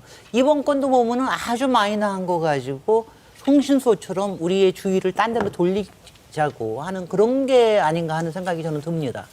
일단 김만배라는 인물이 누굽니까? 다른 어떤 걸 다 떠나서 대장동에 관련돼 가지고 검찰의 손아귀에 잡히지 않은 인물입니다. 유동규는 완전히 잡혔지만 그래도 진술까지 바꿨지만 김만배는 바꾸지 않고 있어서 검찰이 아주 요주의로 보고 있는 인물이고요. 그리고 오늘자로 구속이 끝나는 날입니다. 네. 근데 어저께 그걸 터뜨렸단 말이죠. 그렇게 하면서 구속영장을 또 청구를 했어요. 네. 요새 검찰이 그렇게 터뜨리고 나면은 법원이 딱 정리를 해줍니다. 신청이 기각됐습니다. 네. 이거 딱 법원에서 정리를 해준 거죠. 그러니까 그것 때문에 그걸 만든 거라고 저는 딱 봤고요. 저희가 여기서 커피 운운하는 거 가지고 흔들리지 말자고요. 이거는 뭐냐면은 당시에 조우영이라는 사람이 2011년도에는 10억이나 편취했는데도 무죄를 났는데 2015년에는 분명히 유죄가 됐단 말이죠. 맞습니다. 근데 그렇죠. 2011년에 했을 때 당시에 윤석열 당시에 담당 검사였고 중수이익과자. 네네. 그리고 그 다음에는 박영수가 지금 문제가 되고 있는 박영수가 당시에 조우영의 변호사였습니다. 네. 그러니까 이런 것들이 이 의혹에 대한 거는 지금도 살아있는 거란 말이죠. 이거는 특검으로 넘어가면 꼭 밝혀져야 될 사안입니다. 네. 근데 특검이 아니기 전에 이렇게 또 김만배한테 뭔가를 꾸려가지고 여기다가 뭘 하려고 그러는 거 이거 자체가 저는 정말 왜냐면 말을 공작이라고 말을 붙이는데 민주당은 북풍 공작 같은 거 안 하고요. 이재명 대표도 얘기했지만은 솔직히 뭐 조폭 운운해가지고 네, 거기다 프레임 예, 씌우고 네. 예. 이런 것들이 있단 말이죠. 이제 대통령실이 공식 입장을 냈어요. 정치 공작이 명백하다고. 근데 정치 공작이라는 표현을 대통령실에서 쓰기에는 이게 수사를 통해서 확정된 사실이 아직 없어요.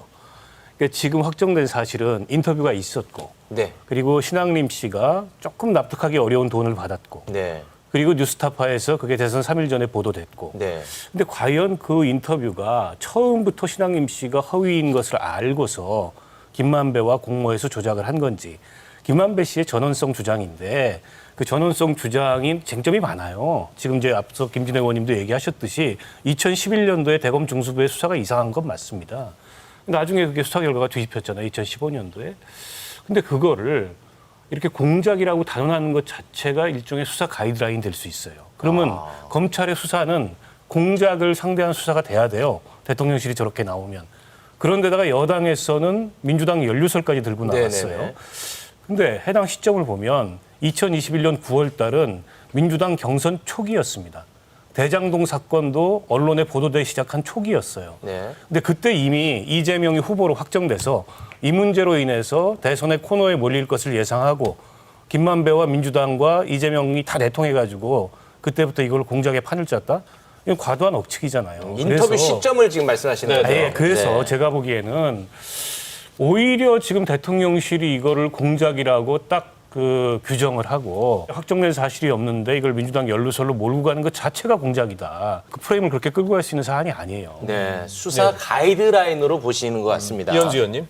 정말 안타까운 건 뭐냐면 뉴스타파 같은 경우는 저도 유심히 보고 있는데 야, 이거는 어쨌든 기성 언론이 못하는 역할을 톡톡히 해내고 있다. 그래서 사실은 저는 어떤 뉴미디어 영역에서 네. 굉장히 역할을 잘하고 있다고 생각을 해왔거든요. 네. 뭐 이 내용의 어떤 동의 여부를 떠나가지고요. 네. 이런 상황에서 그래서 사람들이 굉장히 이렇게 칭찬도 많이 하고 유심히 보고 있는데 많은 사람들이 그런데 이렇게 어쨌든 거기 자문위원이라는 사람이 돈 받고 이러시면 안 되죠. 그래서 저는 굉장히 잘못했다. 이 사람이 오히려 이렇게 저널리즘을 잘 끌고 가는 이 뉴스타파를 상당히 피해를 입혔다. 네. 그러면서 안타깝고요. 중요한 것은 그 박영수 변호사를 소개를 했냐. 그리고 이 사건을 공정하게 수사를 했냐. 이거 아니겠어요? 네. 그래서 이 부분에 대해서 제대로 수사해야 된다. 민주당에서는 검찰이 수사하면 될 일이라고 받아쳤습니다. 이재명 대표도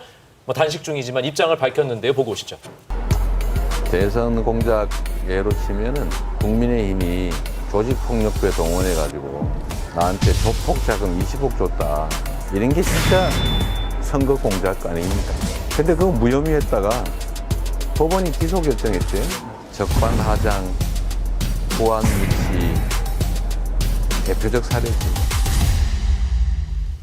네, 국민의힘이 제기한 조폭 연루설 이런 게 이제 선거 공작이다라고 이재명 대표가 이야기한 것 같은데요. 어떻게 보셨는지요? 이재명 대표하고 조폭하고 친한 거야 공지의 사실이죠. 친해요? 그건 주변에 많이 있잖아요. 다만 국감장인가요? 거기서 국민의힘 의원 중에 한 명이 사진을 네. 제시하면서 했던 게 그게 다소 잘못된 사진을 제시한 거. 사전 검증 없이 사진을 국감장에서 제시한 게 잘못된 거였고 이재명 성남시장 시절부터 네. 이런저런 조폭과의 무슨 친분 관계라든지 연루설은 그거 자체가 다 거짓이다, 공작이다 이런 주장을 설마 그걸 지금 이재명 대표가 하고 있는 건 아니겠죠? 또 말을 돌리고 계시잖아요. 아니 뭘 말을 돌려요? 이재명 대표하고 조폭하고 친한 건 사실이죠.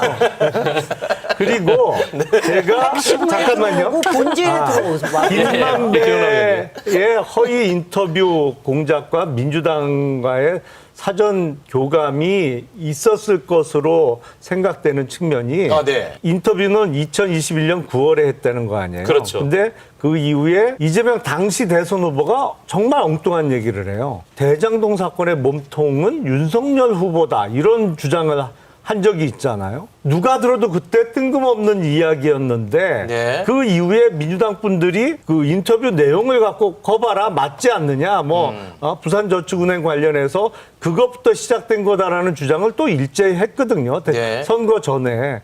그런 거로 봐서 사전 교감 없이 과연 이루어졌겠느냐라는 네. 생각이 듭니다. 그런데요. 아주 객관적으로 보시면 만약 부산저축은행에 대해서 제대로 수사를 했고 당시에 조우영이나 이런 사람을 제대로 했더라면 나중에 그렇게 돈을 굴릴 수 있는 대장동에 굴릴 수 있는 그런 세력들은 쳐냈을 겁니다. 그거를 이제 당시에 윤석열 검사가 못했던 거 그걸 박영수 특검이 그 변호인까지 했다라고 하는 거는 이거는 검찰로서는 아주 뼈아프게 생각해야 될 일이고요. 네. 저는 여기서 이제 언론에 대해서 얘기를 좀 하고 싶은데 네. 검찰이 딱 뭐 하나 띄잖아요. 그러면 보수 언론들이 받는 거는 그건 말할 것도 없지만 국회 과방위원장 방통위원장 해가지고서는 이거 폐간시켜야 된다.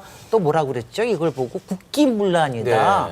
네. 이거는요. 인터넷 언론은 방통위원회의 권한이 아닙니다. 네. 더군다나 인터넷 언론은 이게 허가기관이 아니에요. 그냥 신고기관이에요. 그러니까 이런 걸 가지고 자꾸 이렇게 오바를 하는 게 정말 공작 수준으로 수상합니다. 네, 지금 국민의힘이 이 관련해가지고 굉장히 발빠르게 지금 대응에 나서고 있습니다. 인터뷰 당사자인 김만배, 신앙님, 이 두 분, 그리고 뉴스타파의 보도를 인용 보도한 MBC 기자 4명, KBS 기자 1명, JTBC 전 기자 1명, 그리고 뉴스타파 기자 다 고발하기로 했다고 하던데 여기에 대해서는 어떻게 생각하십니까? 언론 장악의 포문을 이 국민의힘이 앞장서서 열겠다라는 차원의 대응으로밖에 안 보이는 게 이게 방송통신심의위원회에 그 심의 대상으로 올려서 긴급 심의를 한다는데 근데 방송심의 대상도 아니고 통신심의 대상도 아니에요. 뉴스타파는. 인터넷 언론인데다가 통신심의 대상 내용이 아닙니다. 이게 언론 보도기 때문에. 그래서 그걸 인용 보도한 언론사들을 주심의 대상으로 하겠다라는 거고 거기에 맞춰가지고 이제 좀 고발을 한 건데 아니 뉴스타파라는 매체에서 그걸 보도를 했고 당시로서는 어쨌든 진위가 다 확인되지 않은 상황에서 공익적인 보도 가치가 있어서 그걸 공영방송을 비롯해서 언론사들이 받아서 보도를 했는데 그게 지금 무슨 뭐 위법한 일이 되거나 이 방송통신심의위원회 심의 대상이 될 만한 일입니까? 지금 심의한다고 해서 실익이 뭐예요? 지금은 그 어디 유튜브나 이런 데 올라가 있는 거 내려라. 뭐 이런 제재밖에 더 취할 수 있겠어요? 그런데다가 방통위원장은 그래서 원스트라이크 아웃 제도가 필요하다. 마치 이게 무슨 폐간이라도 시킬 것처럼. 그걸 보면서 헌정사상 가장 최악의 그 언론 장악, 방송 장악 그 역사가 언론 통폐합 아닙니까? 80년에 국보위에서 했던. 당시에 이제 뭐 허문도라고 언론인 출신의 50 실세가 나서서 기획을 하고 했는데 이렇게 되면은 이동관 방통위원장은 이제 제2의 허문도가 되는 거고 윤석열 대통령 제2의 전두환이 되는 거예요. 그거를 지금 앞장서 가지고 이동관 씨가 기획을 하고 있다 저는 이렇게 생각합니다. 그래서 저는 차제에 이 방통위를 아예 폐지했으면 좋겠어요. 방통위 폐지요? 네. 왜냐하면 그 필요 없어요. 아니 정권 잡았을 때마다 이 방통위를 장악하려고 막 싸우고요. 지금 이 시대에 어차피 뉴미디어 시대로 가는데 방통위가 왜 필요합니까? 방송통신 그 심의를 할 필요는 있어요. 저는 이제 내용에 대해서 예를 들면 폭력성이라든가 또는 이제 허위 이런 게 있으면 개별적으로 그것을 뭐 고발할 수도 있고 또 허위 사실 여부를 판단할 수도 있는데 그거는 방송통신심의위원회에서 하면 되는 거예요. 그런데 이 방통위를 가지고 매번 이렇게 싸우는 게 정말 지겹고 저는 폐간 얘기하는 거 굉장히 위험한 누가 얘기했는지 제가 굳이 얘기하지 않겠지만 이 단어를 이렇게 쉽게 이 시대에 쓰고 있나? 이 폐간 같은 거는요 엄청난 그 기본권의 제한인데 이런 것을 법적 근거 없이 못합니다. 그죠? 근데 지금 우리나라의 현행법상 폐간할 수 있는 경우가 거의 없어요. 뭐 어떻게 자기가 폐간을 막 운운하고 지금 또 방통위원장 되시려는 분이 이미 되셨죠? 되신 분이 그것을 호응하셨잖아요. 저는 이건 매우 위험하다. 어떻게 이런 생각을 갖고 있냐. 그리고 우리나라가 법치국가고 민주공화국이잖아요. 지금 막 블러핑을 막 계속하고 있어요. 그래서 그렇게 안 했으면 좋겠다. 그리고 국민들이 그렇게 안 해도 문제가 있는 것들은 국민들이 또 판단을 해요.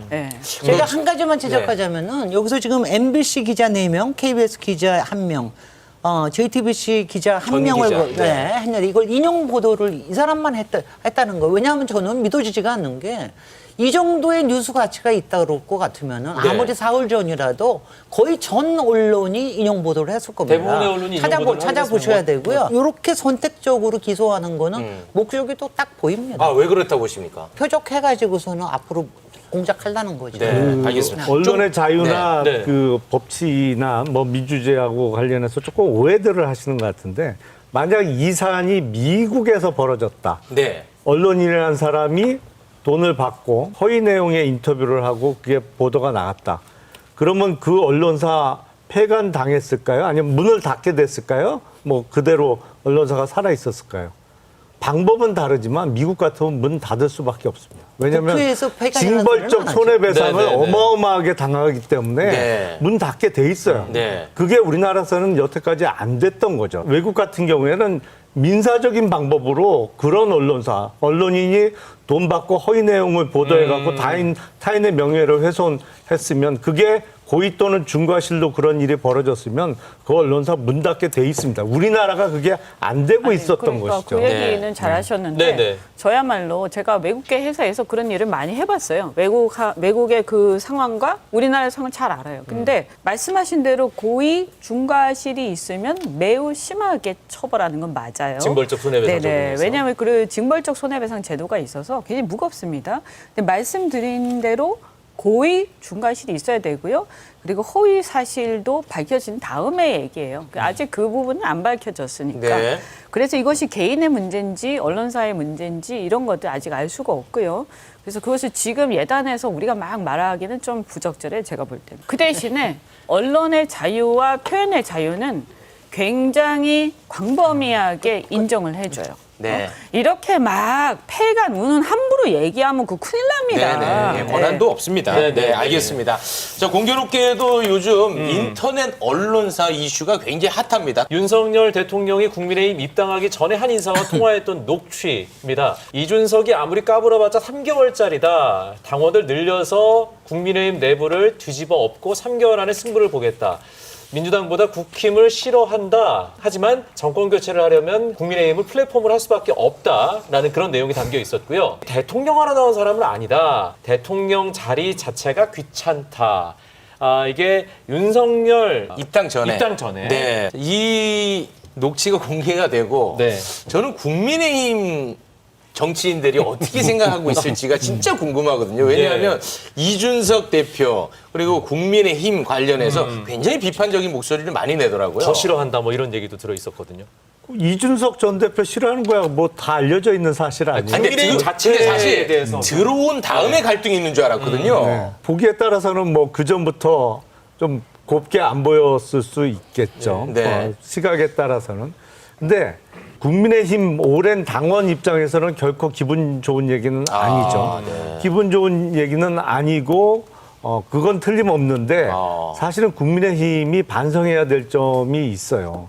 녹취록에 나온 대로 지난 대선에 국민의힘은 일종의 플랫폼 역할을 한 것이거든요. 그렇죠. 사실은 윤석열 당시 후보라는 사람은 오랜 당 생활을 한 것도 아니고 뭐 입당 하자마자 거의 대선 후보로 나서서 그냥 대선 후보가 된 건데 국민의힘 입장에서는 자체적으로 대선 후보를 못 낸 거잖아요. 어떤 면에서는. 트럼프 대통령이 처음에 공화당 후보로 출마할 때 거기도 공화당원이 아니었잖아요. 갑자기 출마해갖고 공화당 대선 후보가 되고 대통령에 선출했습니다. 지금은 이제 낙선해 있는 상태입니다만. 하지만 또 유력한 차기 대선. 그렇죠. 미국 공화당의 위기거든요. 왜냐하면 자체 인력이 그만큼 풀도 없고 부족하다는 것이거든요. 그러니까 저희가 그런 자조적인 얘기를 많이 했어요. 실제로. 지난 대선을 거치면서.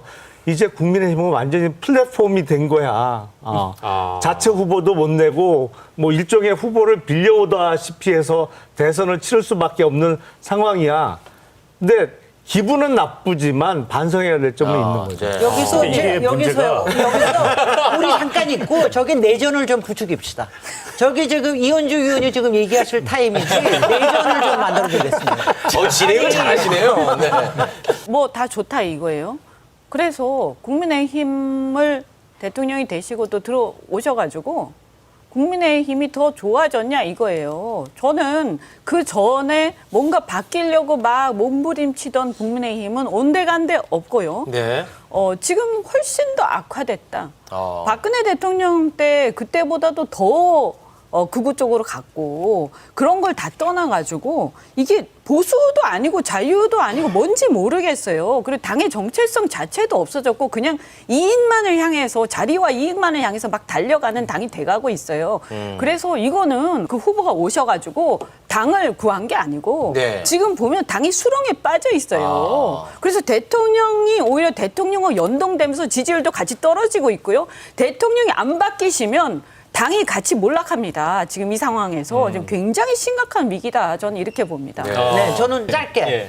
저는 그냥 언어만 좀 비판하고 싶은데 이거는 정상적인 사회인의 언어가 아니고요. 정치인의 언어는 더군다나 아니고 더군다나 공직자를 한 30년 한 사람으로서 대통령으로 되겠다고 하는 이런 사람의 언어로서는 너무 싼티가 난다. 그냥 막 줄줄 흐른다, 싼티가. 저는 이런 거는요, 마치 무슨 기업 사냥꾼, 아니 뭐 이건 정당 사냥꾼입니까? 국민의힘을 정당을 사냥하겠다고 하는 그런 사냥꾼의 모습. 접수의 표현이 많더라고요, 접수. 막 조폭적인 이런 정말 시정잡배도 안 할 이런 표현을 한 20분 동안 내리 그걸 쏟아넣는데 정말 절망하고요. 지금 그 계획대로 지금 돼가고 있는 거 아닙니까? 그런데 저는 이 시점에 제가 국민의힘에 또다시 이거는 뭐 내분을 부추기는 건지 어떤 건지 모르지만 대통령의 존재가 국민의힘 정당에 도움이 되는 것 같지 않습니다. 한번 축출을 고민해 보시죠.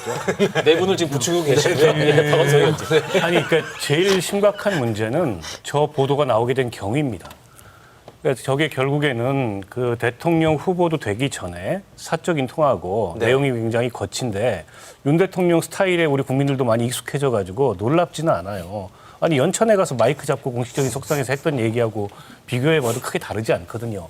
근데 문제는 저걸 이제 이렇게 녹취해가지고 밖으로 나오게 된 중간에 매게 된 사람이 일종의 정치권의 브로커 같은 식으로 알려져 있는 사람이에요. 이 사람이 강승규 수석과의 통화 내용이 얼마 전에 공개가 됐잖아요. 네. 동일인입니다. 예. 그 MBC 앞에 가서 시위해라. 네. 그다음에 그 누굽니까? 강신업 변호사 좀 주저앉히도록 해라. 이 동일인이에요. 근데 저 때는 후보도 되기 전이기 때문에 어쨌든 경선도 해야 되고 입당도 해야 되고 급하니까 이 사람 저 사람 불러다가 쓸 수 있다고 생각합니다. 근데 그 동일인하고 지금도 거래를 하는 거예요. 그것도 대통령실의 시민사회 수석이. 날리면 바이든 때 MBC 앞에 가서 시위 좀 해라. 네. 손 좀 봐야 된다. 저런 사람들이 국정에 관여하고 국민의힘 대표 경선에 개입하고 소위 말해서 정치권에서 그런 사람들을 비하하는 용어로 똥파리라 그러거든요. 똥파리가 잔뜩 끼어 있는 거예요, 지금. 공영방송입니다. 네. 지금 국민의힘의 위기는 이겁니다. 네. 국민의힘이라는 정상적인 정당 조직에서 의사결정이나 집행이 이루어지는 게 아니고 저런 사람들, 보수 유튜버들, 이런 사람들이 국정에 영향력을 미치고 대통령의 인식에 영향력을 미치고 그런다는 게 이 녹취를 통해서 드러난 게 정작 가장 핵심적인 위기죠. 예. 아직도 그런 사람들 데리고 국정을 운영한다면 심각한 문제 아닙니까? 지금 이 의견에 대해서 김용남 의원 어떻게 생각하세요?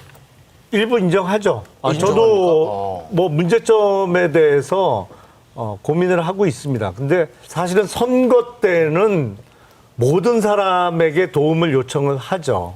그러다 전면전이니까. 보면, 전면전이니까 네. 뭐 이거는 예. 반드시 이겨야 되는 게임이니까요. 그런데 선거가 딱 끝나고 나면 네. 조금 어느 정도의 정리의 시간이 필요하거든요. 네. 근데 그 정리가 제대로 안 돼 있다는 느낌은 받아요. 뭐 지금 언급된 저 인사 말고도 이런저런 정치권에 조금 있다 보면 이름을 듣게 되는 사람들이 있는데 그런 사람들이 대선 이후에도 당 주변이나 하여튼 뭐 왔다 갔다 한다는 얘기가 계속 돌아다니고 있어서 조금 걱정되는 측면은 있습니다. 의원님, 혹시 그 당 차원의 의견을 아직 잘 파악을 못하고 있는 것 같아서 당의 말씀드리면요. 공식 입장은 아니에요, 전혀. 윤재용 원내대표가요, 이 건에 대해서 이 사적 발언을 공개하는 거 매우 부적절하고 이거 김만배 인터뷰 이거 덮으려는 술책이다. 뭐 이런 식의 이제 발언을 하고 있어요. 이 가장 나쁜 사람은 이거를 녹음한 것이죠. 당사자의 그 나중에 어떻게든 써먹으려고 상대방 모르게 녹음하 갖고 있으면서 이게 또 흘린 거잖아요. 그 사람이 가장 나쁘겠죠. 드리겠는데 대충 예상은 했어요. 그래도 이렇게 들으니까 너무 충격적인데 국민의힘이 이렇든 저렇든 간에 문제가 많이 있다고 해도 당이 있었기 때문에 그분이 대통령 되신 거예요. 근데 정치가 우리나라 아무리 형편없다고 그래도 이 정치가 굉장히 오래됐어요. 민주화 이후로 또 그 전에 산업화 이 오래된 역사가 있는데 우리나라의 정치를 이렇게 우습게 생각하고 아니, 정치와 정당을 이렇게 우습게 생각하는데 그러니까 지금 이게 대화가 단절되고 정치가 지금 실종되고 있구나. 저 이거 굉장히 심각하구나. 근데 이게요, 그냥 말에 그친 게 아니고 실행이 됐습니다. 3개월은 더 걸렸지만 이준석 대표 결국엔 축출됐죠. 그렇습니다. 전당대회에 개입해가지고 유력 주자들 다 끌어안혔죠. 알겠습니다. 3단계는 뭐겠습니까? 내년 총선 공천권 휘두르겠다는 얘기죠. 알겠습니다. 더 듣고 싶지만 다음 코너가 있어서 여기서 인사 나누겠습니다. 네 분 고맙습니다. 고맙습니다. 예.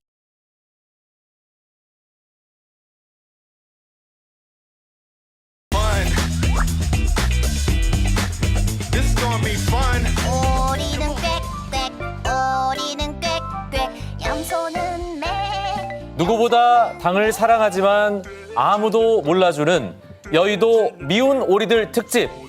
큰 오리 이상민 더불어민주당 의원, 작은 오리 이준석 전 국민의힘 대표 모셨습니다. 오리 꽥꽥 두 분 안녕하십니까? 네, 반갑습니다. 이게 노래를 쓰려고 그러면 좀 좋은 거 쓰지. 뭐 오리 날다 이런 거. 오리 날다. 근데 어떻게 정체불명의 동요를 또 이렇게 틀어가지고. 훨씬 대중성 있는 이렇게. 근데 사실 미운 오리라고 하기에는 두 분이 진짜 거물입니다. 그렇죠. 무려 5선 국회의원이고요. 무려 여당 대표였습니다.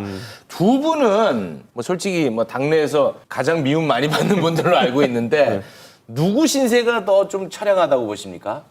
저는 뭐 이준석 당대표가 그런 것 같아요. 에이. 저는 쫓겨나진 않았잖아요. 쫓겨났지. 그렇죠. 더 딱해 보입니까? 저는 어쩌다 보니까 윤핵관이랑 싸우고 있는 줄 알았는데 대통령과 싸우고 있는 운명이기 때문에 불상 이전에 비장하죠 이제는. 이제 비장하다. 그 이야기는 잠시 후에 잠시 후에 저희가 다 준비되어 있습니다. 예, 당 대표 이재명 대표가 지금 단식하고 있지 않습니까? 8일째인데. 근데 그 단식에 대해서 아주 또 비판의 쓴소리를. 목소리를 내고 있습니다. 이거는 뭐 명분도 실리도 없다. 그만해라. 네. 어쨌든 당내에서 이재명 대표 단식에 대해서 힘내라, 잘한다, 이럴 수밖에 없다, 이런 의견이 지배적이죠. 네. 저처럼 내놓고 이재명 대표 단식 그만두라고 하는 건 저만 지금 그런 걸로 알고 있는데 누군가는 그 목소리를 내야 되지 않겠습니까? 아니, 단식에서 지금 엄청난 고통 겪고 있고 사실 생명까지도 걸 수 있는 그런 건데 누군가는 말려야지 그러면 건강 걱정하신 거예요? 그것도 있고. 예, 그것보다는 우선 사실을 국민들이 대다수가 많은 분들이 걱정과 불편한 시선으로 바라보고 있습니다. 왜냐하면 정치권이 문제가 있으면 풀어야 되는데 극한적으로 강대강으로 치닫고 있지 않습니까? 제1당 대표로서 단식보다는 여러 가지 어려운 상황이지만 최선을 다해서 정치력을 발휘해서 풀어나가는 지혜를 발휘해야 되지 않느냐 이런 뜻입니다. 그리고 누군가는 말려야죠. 지금 상황에서. 국회의사당에서 단식 13일 경험해봤거든요. 진짜 FM대로 제대로 했습니다. 그런데 지금 8일 차인가요? 그럼 아마 오늘 이상민 의원 하신 말씀이 아주 감사하게 드렸을 겁니다. 너무 힘든 상황이군요. 오히려 옆에 와가지고 대표님 힘내세요. 끝까지 하세요. 이런 사람들이 속으로 이 자식들이 이런 생각을 할 수 있어요. 그러니까 오히려 이상민 의원님이 원로로서 당에 8일째면 어떤 마음? 3일 이후째부터는요. 그냥 누우면 잠 옵니다. 그게 정상입니다. 누우면 잠 오고요. 몸무게 원래 한 3일까지는 물 빠지고 이러면서 한 800g씩 빠지다가 그다음부터는 500g씩 빠집니다. 오늘로 8일째 단식 중인 이재명 대표. 지금까지 사실 정부 여당에서 단식장에 찾아온 사람이 한 명도 없었어요. 오늘 드디어 여당 국회의원 한 분이 단식장을 방문했습니다.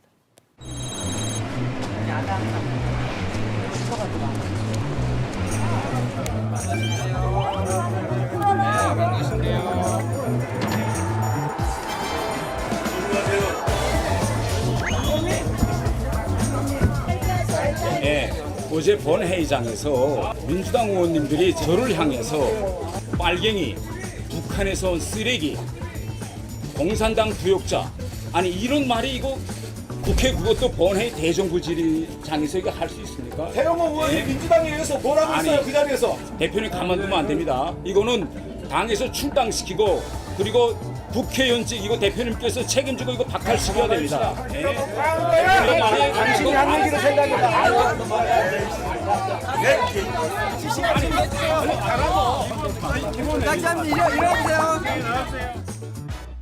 저는 이해가 좀 안 갔던 게 태영호 의원이 본인이 아무래도 탈북을 하신 분이기 때문에 빨갱이 이런 말 들으면 좀 북한에서 쓰레기 이런 말은 과한 말이긴 한데 본인이 먼저 좀 질렀잖아요. 그래가지고 원래 공산 전체주의에 맹종하는 민주당이라고 하는 거는 이게 줄여서 말하면 종북이거든요. 본회의장에서 광역 도발을 했잖아요.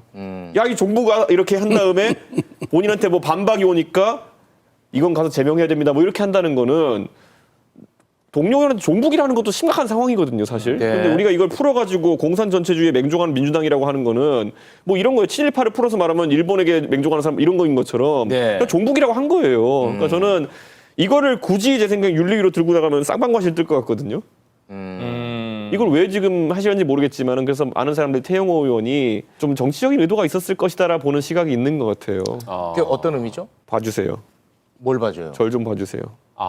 나를 주목해달라. 그러니까 제가 만약에 지금 대표 자리에 있었으면은 저렇게 시비 쪽으로 가진 않을 것 같거든요. 만약에 이견을 제시할 게 있으면은 원내 리더는 항상 원내 대표입니다. 그러면은 상대당 원내대표에 가가지고 박광원 대표한테 가가지고 우리 당 원내대표를 통해 가지고 이거는 공식적으로 항의를 하고 민주당이 사과했으면 좋겠다. 사과를 하도록 해달라고 원내대표 간의 협상을 풀어야 될 문제인데 단식하고 있는 사람한테 가가지고 당신 좀 제명해 주십시오 이렇게 하는 거는 이건 저는 약간 핀트가 안 맞기 때문에 태영 의원이 똑똑하신 분인데 저랬다는 거는 의도는 좀 있었다.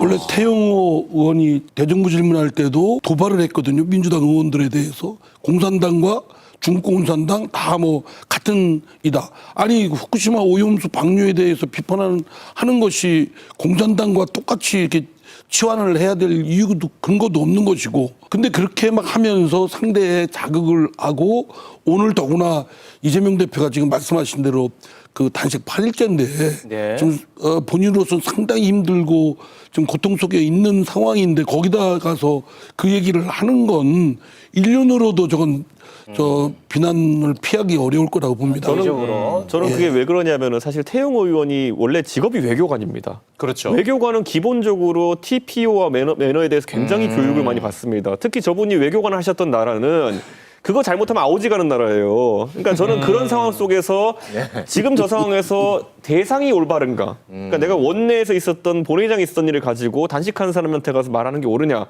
지금 가는 게 옳으냐. 이런 것들. 그리고 이 자체가 그러면 본인이 먼저 이야기한 다음에 반박이 나온 것에 대해서 문제 삼으면은 쌍방과시되는 거 모르냐.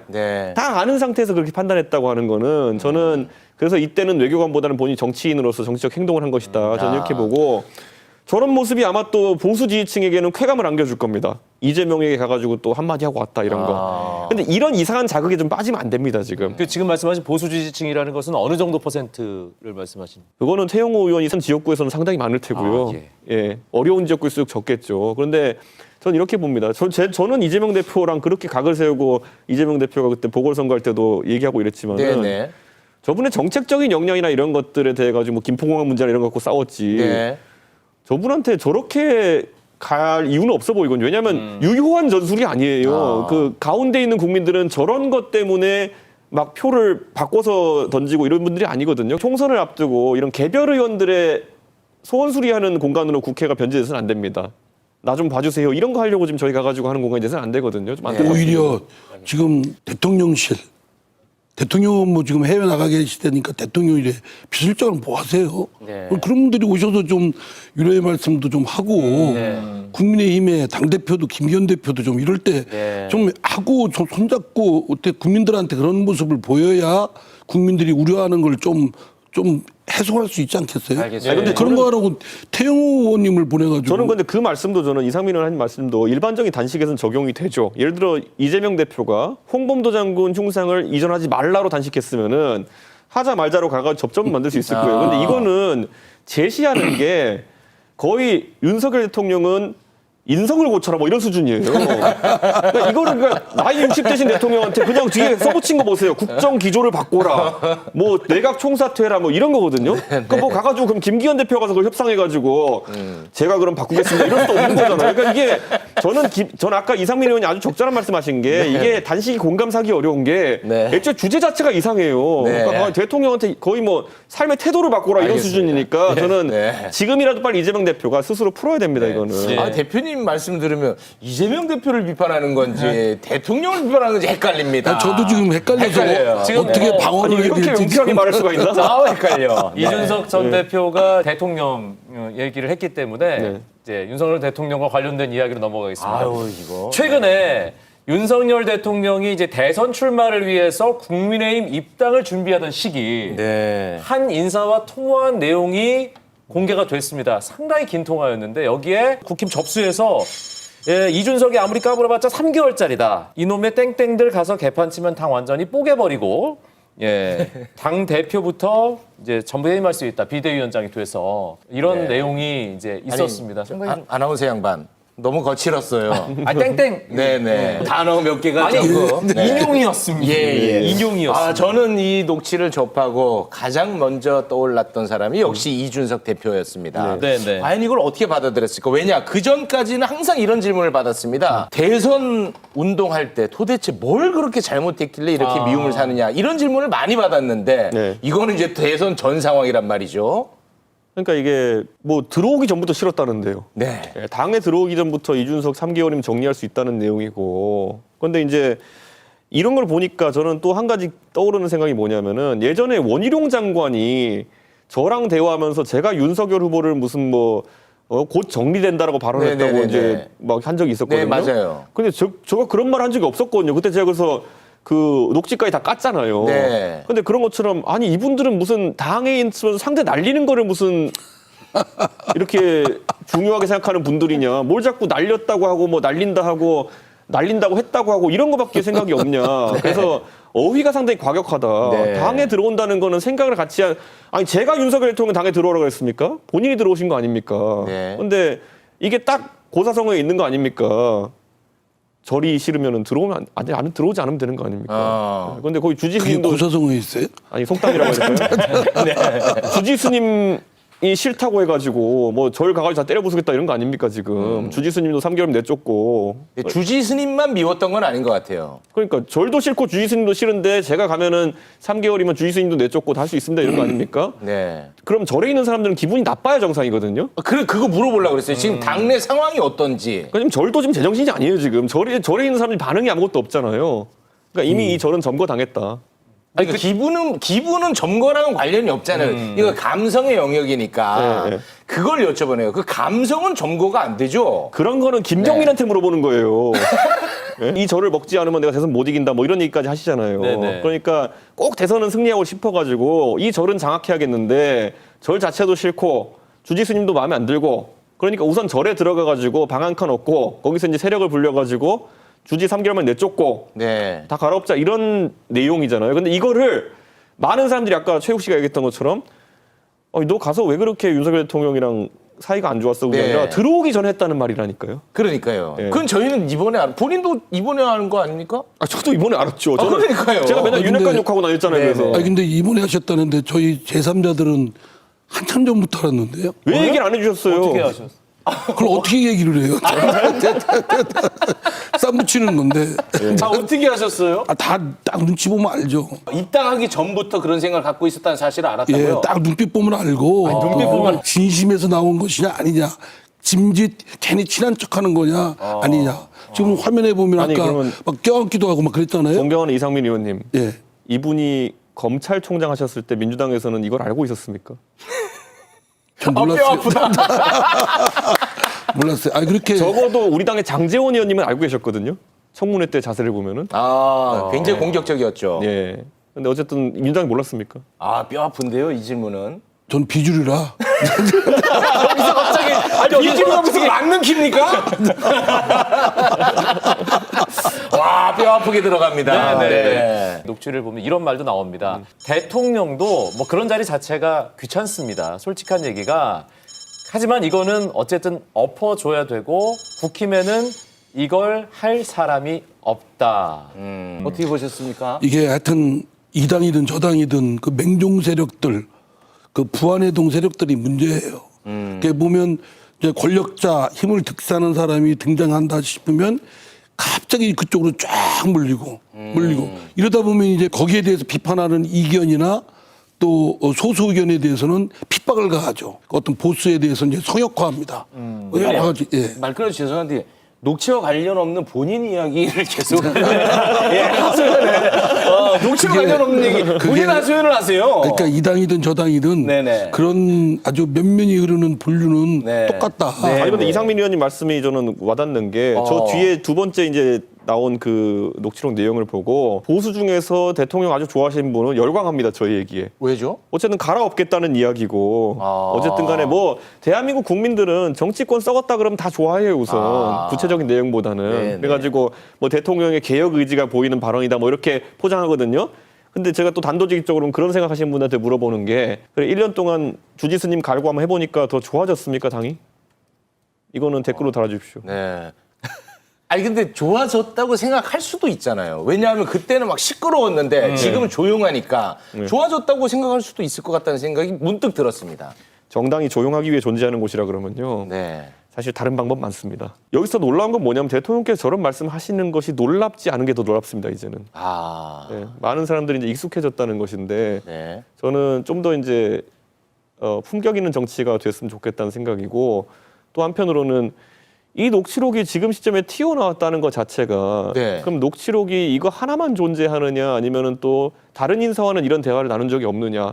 왜냐면 제가 예전에 뭐 솔직히 제 귀에 선거 중에 제가 뛰면서 저를 뭐 이 XX 저 XX라고 지칭한 걸 들으면서 저는 얼마나 마음속에 의분이 터지면서 선거 유세를 했겠느냐 이런 얘기를 한 적이 있는데 그 얘기를 전 전해준 사람은 다른 사람이에요.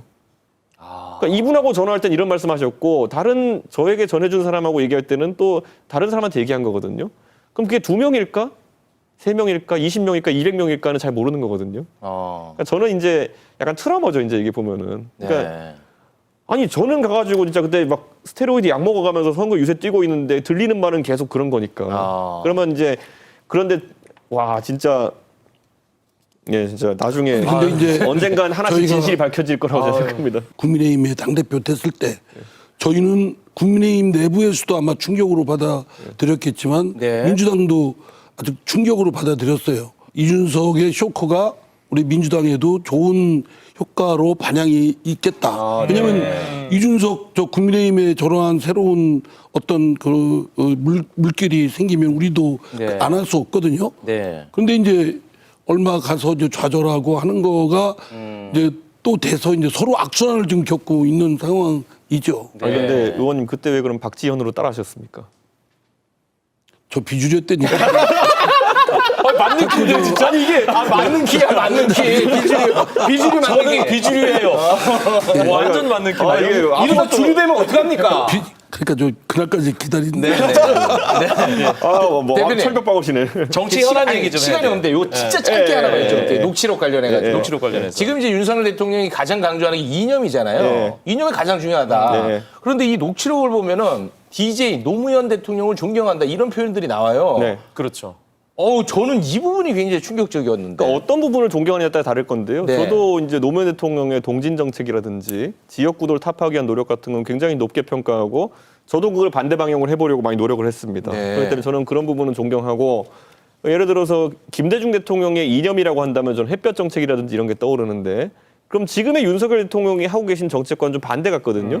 그러면 어떤 부분을 이야기하는 건지 김대중 대통령의 뭐 정책이라고 한다면은 그 당시 IMF 극복하는 것과 햇볕 정책 정도일 텐데 만약 햇볕 정책이라면은 속에 품은 생각과 지금 하시는 게 좀 다르다는 얘기가 되는 거거든요. 많이 다르죠. 남북관계 햇볕 정책 남북관계 같은 것도 많이 그렇고요. 다른 거죠. 네. 그런데 저는 이제 이거는 김대중 대통령과의 관계를 살피기 전에 윤석열 대통령도 지금 대통령 하시면서 조금씩 생각이 바뀌고 있어요. 작년 7월 달에는 국정과제 발표하면서 뭐라고 하셨냐면은 이념보단 민생이다라고 하셨어요. 맞습니다. 그렇죠. 네. 근데 지금은 또 이념이 최우선이라고 하시잖아요. 그러니까 뭐 김대중 대통령 상관없이 본인도 혼란을 겪고 계세요. 그러니까 너무 이런 거 근데 물고 들어갈 필요 없습니다. 아주 지금 적절하게 지적하셨는데, 그러니까 윤석열 대통령이 스스로도 지금 자기 혼돈 상태에 있지 않나 이런 싶은 것이 대표적인 게 이번 예산안입니다. 뭐 긴축 재정하고 건전 재정하기 위해서 여러 가지 구조 조정하는 건 좋은데 미래의 성장 동력이라고 하는 과학기술, IMF 때나 금융위기 때도 감축한 적이 없어요. 그때도 다 국민적 합의에 의해서 증액을 시켜왔던 과학기술 연구개발에 관한 예산을 17% 가까이 그냥 싹둑했거든요. 그러니까 연구 현장은 지금 막 들끓고 난리 났어요. 떠나고. 그 누가 감당을 나중에 이걸 책임을 지겠습니까? 제 생각에 단식은 근데 바로 얼마 전까지 윤석열 대통령이 과학기술 뭐 이런 부분에 대해서 과학기술은 더 중요하게 해야 된다, 더 두텁게 해야 된다 이런 말씀을 하셨거든요. 근데 지금 불과 얼마 되지 않아서 갑자기 180도 다른 그 행동이 나오니까 참 지켜보는 저희들도 당황스럽고. 아니, 차라리 그래서 유성구를 지역구로 두고 계신 이상민 의원님이 과학기술 예산을 살려내라고 단식하시면은 많은 국민이 지지할 겁니다. 진짜. 저한테 지금 단식이라는 그 엄청난 걸 강요하십니까? 아닙니다. 비주류입니다, 비주류. 저는 이거는 꼭 바로잡을 수 있다 생각합니다. 자, 이제 정치 현안으로 들어가겠습니다. 강서구청장 보궐선거가 10월 11일에 있습니다. 국민의힘이 후보를 내냐 안 내냐라고 하다가 내기로 했어요. 그리고 김태우 전 구청장을 공천하는 게 아니냐. 지금 이런 얘기가 솔솔 나오고 있는데 자, 단도직입적으로 전 대표에게 묻겠습니다. 김태우 전 구청장 공천할 거라고 봅니까? 아니 안 그러면 사면을 왜 지금 합니까? 처음에 사면할 때부터 웬만한 사람들은 다 예측하고 있었던 거고요. 처음에 이제 김기현 대표가 뭐 용산에 뭐 들락거리면서 이제 공천에 대해서는 당이 결정하는 거다라는 식으로 주변에 이야기했는데 그 말 들을 때 저는 주변에 얘기했어요. 나도 왠지 지방선거 때 비슷한 말을 들었던 것 같다 대통령한테. 그렇기 때문에 믿지 않는다. 갑자기 김기현 대표가 그저께쯤인가요? 최고위원회에서 입장 변화를 이야기했다고 해요. 그걸 듣고는 외력이 작용했구나라는 생각을 하게 됐습니다. 외력은 어디를 얘기하는 겁니까? 누군지는 모르겠지만 김기현 대표가 말을 들을 만한 그런 사람이라면은 당원들? 아니요, 김기현 대표보다 센 사람이겠죠. 그런데 여기서 이제 보셔야 되는 게 이게 아마 김기현 대표는 꼭 피하고 싶었을 선거일 겁니다. 왜냐하면은 그러니까 서울은요, 그러니까 지역 선거는 다르게 지방 선거와 다르게 이슈가 평준화돼 있어요. 그래서 서울에 고속도로 깔 수 없잖아요. 네네네. 그러니까 SOC나 이런 굵직굵직한 예산을 투입하기 어려운 지역이기 때문에 이슈별로 그냥 인구 조성에 따라 가지고 득표율이 편차가 딱 나옵니다. 네. 예를 들어 오세훈 서울시장이 당선됐을 때 옛날에 2021년 보궐 때 강서구에서 53.95% 받았거든요. 그때 똑같은 수치 0.1 단위까지 똑같은 데가 어디냐면 서대문이었습니다. 서대문이 53.95였어요. 그럼 이 말은 뭐냐면은 이번에 강서구청장 선거에서 만약에 10% 차이가 나면요. 서대문에서 지금 선거를 해도 거의 10% 차이가 난다는 겁니다. 개인 변수를 배제하고 정당 변수만 봤을 때는. 저는 이런 상황 속에서 그러면 서울 전직 역구의 당선 가능성이 예측이 돼요. 예를 들어서 강서구와 서대문구가 53.95였을 때 노원은 54.6이었습니다. 그러니까 그러면 노원도 낙선이죠, 전부 다. 그러면 거기서 가가지고 도봉도 54.3 낙선이죠. 다 이렇게 되는 거죠. 왜냐하면은 강서구에서 10% 졌다는 거는 그 지역들에서도 10% 가까이 진다는 얘기니까요. 그러면은 인재 영입 절대 안 됩니다. 떨어질 거를 알면은 사람들이 안 모인다는 거군요. 그러니까 당선용 인재 영입이 안 됩니다. 당선될 만한 사람이 오는 게 아니라 보통 그럼 어떤 사람들이 영입되냐면은 자 이번에 후보로 출마하고 여당의 당협위원장이 되면은 혹시 정권 중반기쯤에 내가 혹시 공기업 인사나 아니면 감사 인사에서 좀 어떻게 기회가 있지 않을까라고 생각하는 사람들만 오는데 험지에서 노력했다. 그러니까 이 사람들은 그냥 당선이 목적이 아닙니다. 그렇기 때문에 제가 계속 많은 전문가들이 인재 영입에 문제가 생길 거다라고 하는 게 그래서 김기현 대표는 지금 이 중간고사 성적표를 받아들고 싶지 않았을 겁니다.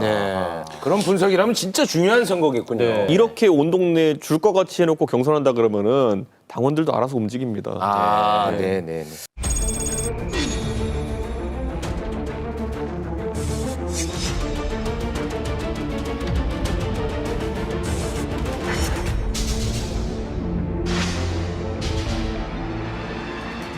사적인 대화를 녹음되는지도 몰랐고 대선 국면을 어떻게 바꾸려는 그런 의도는 없으실까요? 뭐 제가 그렇게 능력 있는 사람은 아닙니다. 왜 책이 1억 6천만 원이나 주신 거예요? 언론인으로서도 뛰어난 분이고 그분의 평생 업적이라고 생각합니다. 그 책이 작품으로 치면은 그 정도 가치가 있다고 생각을 해서 이 대선 조작 공작 게이트는 단순한 험진대기 차원의 정치 형세가 아니라 조직적, 체계적으로 아주 치밀하게 기획된 대선 선거 공작입니다. 자유민주주의의 밑바닥에 커다란 싱크홀을 파버리는 사악한 짓이며 민주공화국을 파괴하는 쿠데타 기도로서 사형에 처해야 할 만큼의 국가 반역죄입니다. 네, 김만배 허위 인터뷰 의혹. 김기현 대표는 이거를 굉장히 무겁게 보는 것 같습니다. 사형에 처해야 할 만큼의 국가 반역죄다. 아우, 이거 언어 인플레이션이 너무 심한 것 같은데 어떻게 보십니까? 뭐 사형까지는 아니더라도 만약에 이게 의혹이 사실이라면은 어쨌든 민주주의의 근간은 선거 아닙니까? 선거가 투명하게 치러져야 되는 것이고 공정하게 치러져야 되는 것인데 그게 훼손됐으니까 굉장한 중죄인 건 맞고요. 그렇기 때문에 저는 저한테 맨날 대표할 때 무슨 여당 대표가 말이 세다 이랬는데 전 저런 말 안 썼거든요. 근데 아무도 지금 당에서 김기현 대표의 말의 품격을 지적하는 사람이 없어요. 그러니까 김재원 의원 같은 분들 저한테 맨날 지적하셨으니까 내일 논평 기대하겠고요. 그리고 지금 이제 봐야 될 거는 저는 이 사건에서 우리가 언론의 팩트체크 기능에 대해 가지고 한번 짚어볼 필요는 있을 것 같습니다. 이게 우리 국민들도 예전에 김대엽 사건 등으로 인해 가지고 면역이 됐기 때문에 저는 이번 대선의 어떤 영향은 제한적이라고 봅니다. 왜냐면 저도 그 당시 선거하면서 윤석열이 대장동 몸통이다 뭐 이재명 대표가 그러면은 진짜 저분이 실성하셨나 이런 느낌이지 뭐 위협을 느끼지 않았거든요.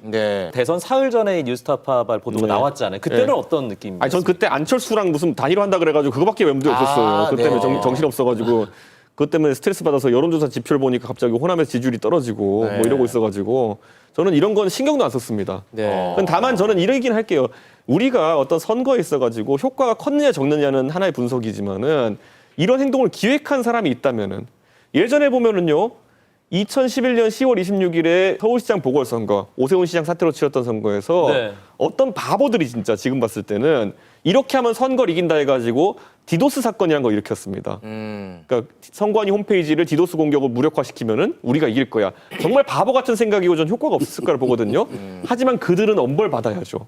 선거 질서를 무너뜨렸으니까요. 네. 그러니까 저는 여기에 대해서는 굉장히 엄정한 수사가 있어야 될 것이고 네. 오늘 보니까 뭐 국민의힘 측에서는 이재명 후보가 이와 연관되어 있다는 식의 주장도 하기 시작한 걸로 네네. 보여요. 네네. 그게 사실이라면 이재명 후보도 상당히 곤란하겠지만은 또 반대로 그게 아니면은 또 이재명 후보를 엮고 들어가는 사람들도 상당히 여기에 지탄을 받겠죠. 판이 네. 커지게 생겼습니다. 아, 근데 이건 판이 커질 거다. 전후 이제 그 사정을 들어보면 석연치 않은 부분들도 많아요.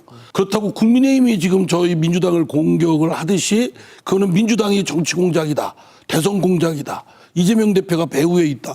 이것도 진짜 근거 없이 마구제비로 뒤집어 씌우는 거예요. 그럼 그거에 대한 책임도 져야죠. 그러니까 그렇게 해서는 이 사건에 대한 전말과 진상, 실체적 진실을 발견하기보다는 정치적 공방으로 흘러서 오염되게 될 것입니다. 네. 그래서 저는 대통령실에서도 마치 수사 가이드라인을 제시하듯이 이거는 민주당 또는 그 이재명 대표의 대선 공작이라고 이렇게 하는 건 네. 진짜 이건 망발이라고 생각돼요. 수사 가이드라인을 주는 듯한 모습은 보기 좋지 않다. 네, 이렇게 정리하겠습니다. 그럼 듯한 게 아니라 하고 있죠 지금. 예, 죄송합니다.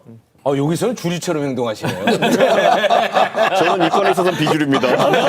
난 몰라요. 알겠습니다. 오늘 진짜 너무 재밌었는데 네. 시간이 아쉽게 느껴집니다. 벌써 끝났습니까? 예, 벌써 끝났어요. 미운 우리 형제 두 분 오늘 케미 괜찮았어요. 다음번엔 예. 브금을 오리날더로 바꿔주십시오. 네, 알겠습니다. 두 분 고맙습니다. 예, 고맙습니다. 감사합니다.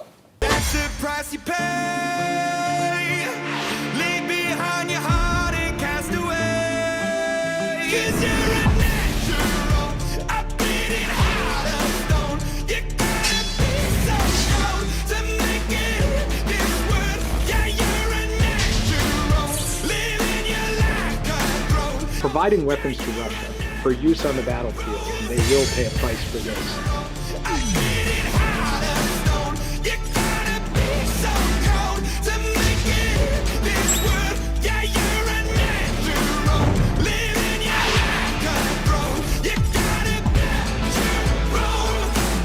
어서 오십시오. 안녕하십니까. 네.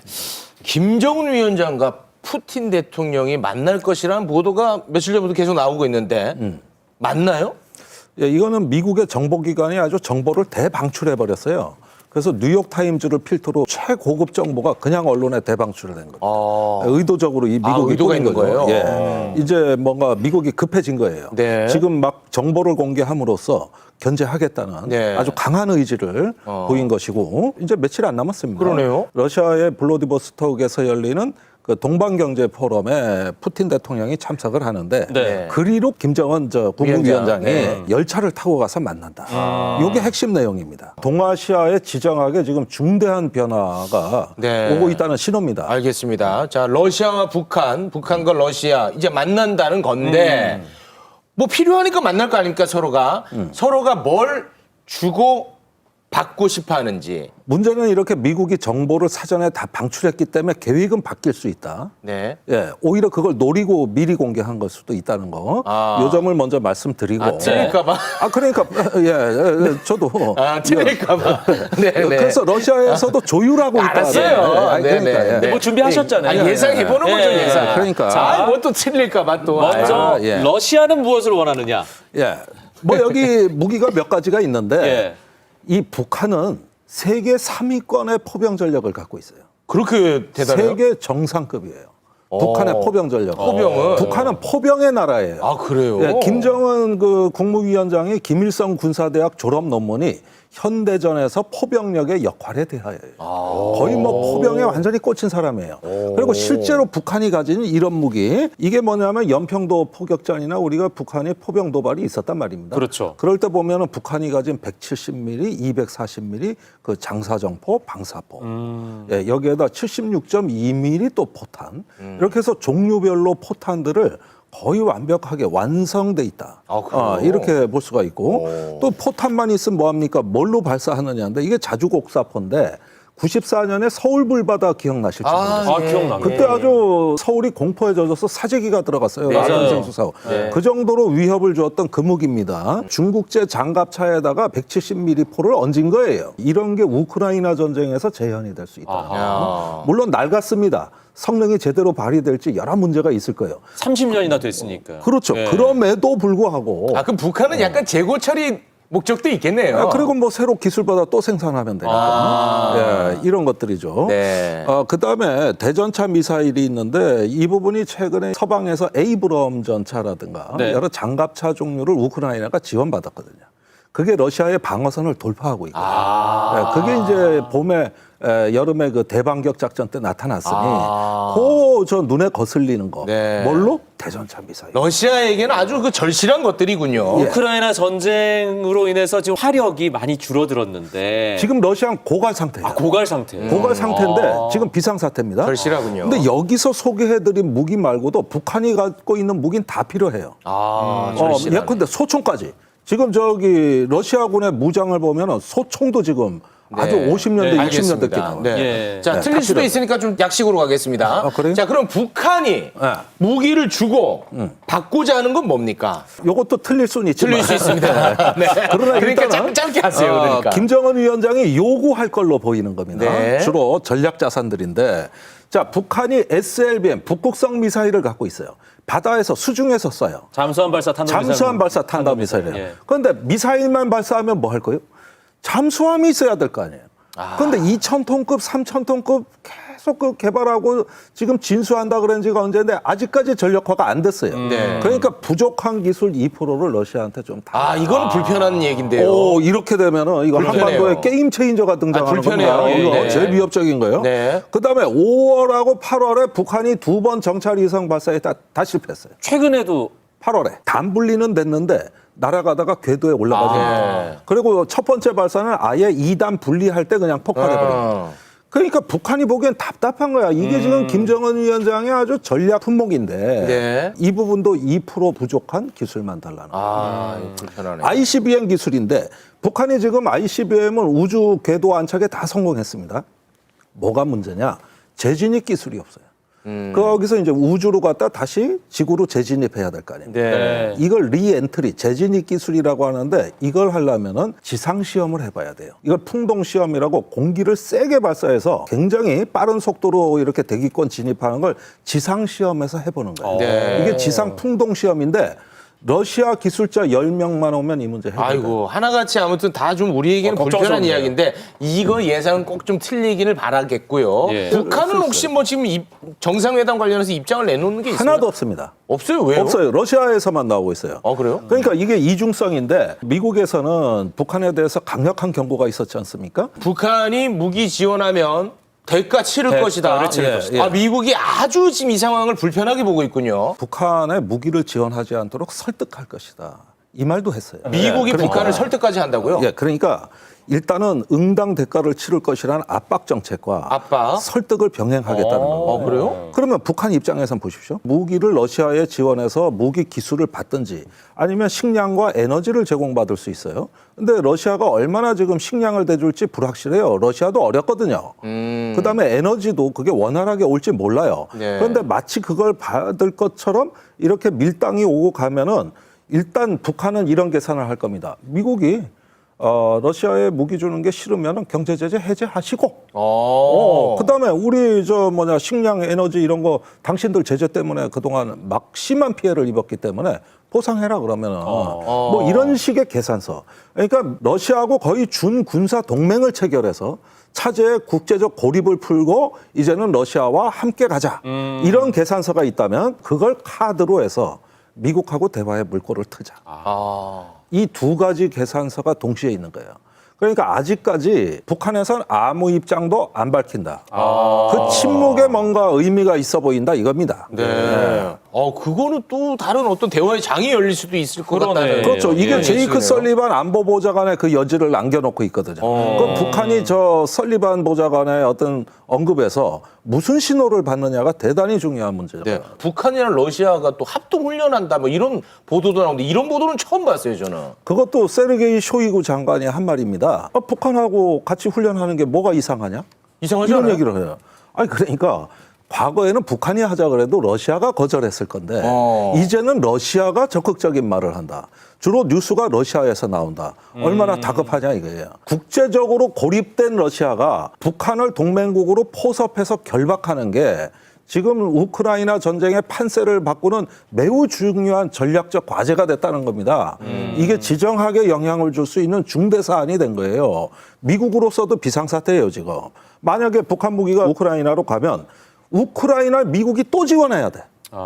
그렇잖아요. 그렇네요. 북한 무기가 시민을 살상할 건데. 그런데 $1,000억 지원해 줬어요. 전비가 얼마 들지 모르는데 계속 비용이 더 높아진다는 걸 의미하니까 그러지 않아도 공화당 일각에서 우크라이나 지원 반대거든요. 그럼 내년 대선이에요, 바이든은. 그런데 지금 이게 터져봐요. 어떻게 감당할 겁니까, 지금? 그러니까 미국은 이걸 굉장히 엄중하게 보고 반드시 막겠다. 네. 이게 거의 뭐 쿠바 미사일 위기 같은 위기의식 같이 들린다 이겁니다, 제가. 중국은 어때요? 지금 북중러 이거 어떻게 봐야 돼요? 삼국 훈련은 저는 회의적으로 봅니다. 같이 훈련을 하고 싶어도 중국, 러시아는 전략 자산이 오는데 북한의 변변한 무기 체계도 없고 겨우 지상군 훈련하자고 이게 되면 그리고 북중러에서 삼각관계를 이뤄야지 이게 너무 일체화되면 중국하고 러시아 간에는 상당히 그 경계심 내지는 견제 심리가 발동이 될 겁니다. 그렇다면 공동군사훈련 이런 것보다는 러시아하고 가까워지면서 중국에 경고 신호를 주는 거죠. 북한이. 자꾸 우리한테 모른 체 하면 우리 러시아하고 붙을 수 있어. 또는 그 반대로 러시아로부터의 이 밀당한 결과가 만족스럽지 못하면 자꾸 러시아가 이렇게 나오면 우리 중국하고 갈 거야. 이게 북한이 양자 사이에서 지금까지 쭉 냉전 시대부터 해왔던 전략입니다. 그러니까 계산서가 굉장히 복잡한데 어떻게 판세가 짜여지느냐가 앞으로 동아시아의 지정학을 결정하는 매우 중요한 변수라는 거예요. 북한, 러시아, 중국 좀 심상치 않은 분위기 속에서 윤석열 대통령이 이 아세안 정상회의에 오늘 참석을 했습니다. 한마디 했어요. 북러를 향해서 국제사회의 평화를 해치는 북한과의 군사협력 시도 즉각 중단돼야 한다고 경고를 했고요. 중국 쪽을 향해서는 조금 우호적인 손짓을 보내는 분위기입니다. 중국 리창 총리와 회담을 갖고 북핵 대응 문제를 윤석열 대통령이 언급하기도 했습니다. 이 부분에 대해서는 어떻게 봐야 될까요? 4월에 우리가 한일 정상회담을 했을 때 그 합의된 게 뭐냐면 한중일 또 요즘 한일중이라고 그럽니다. 이 삼국 정상회의를 연내에 조속히 개최한다. 이게 이미 4월에 합의가 된 거예요. 그 연장선에서 지금 중국에 삼국 정상회의에 참여하라는 제안을 하는 거거든요. 그러니까 중국에 대해서는 사실은 그동안의 외교가 거의 단절된 상태지만은 이번에 이제 51분간의 회담을 통해서 북한 비핵화에 대한 중국의 책임 있는 역할을 촉구하고 그러면서 윤 대통령은 중국 앞에서 할 말은 했다. 이런 측면과 한중일 정상회의를 하자. 이렇게 압박과 대화를 동시에 다 중국에 이야기한 걸로 보입니다. 알겠습니다. 그 어느 때보다 지금 외교가 중요한 시점인 것 같습니다. 엄청 중요합니다. 여기서 인사드립니다. 고맙습니다. 네, 감사합니다. 김종대 교수님이었습니다.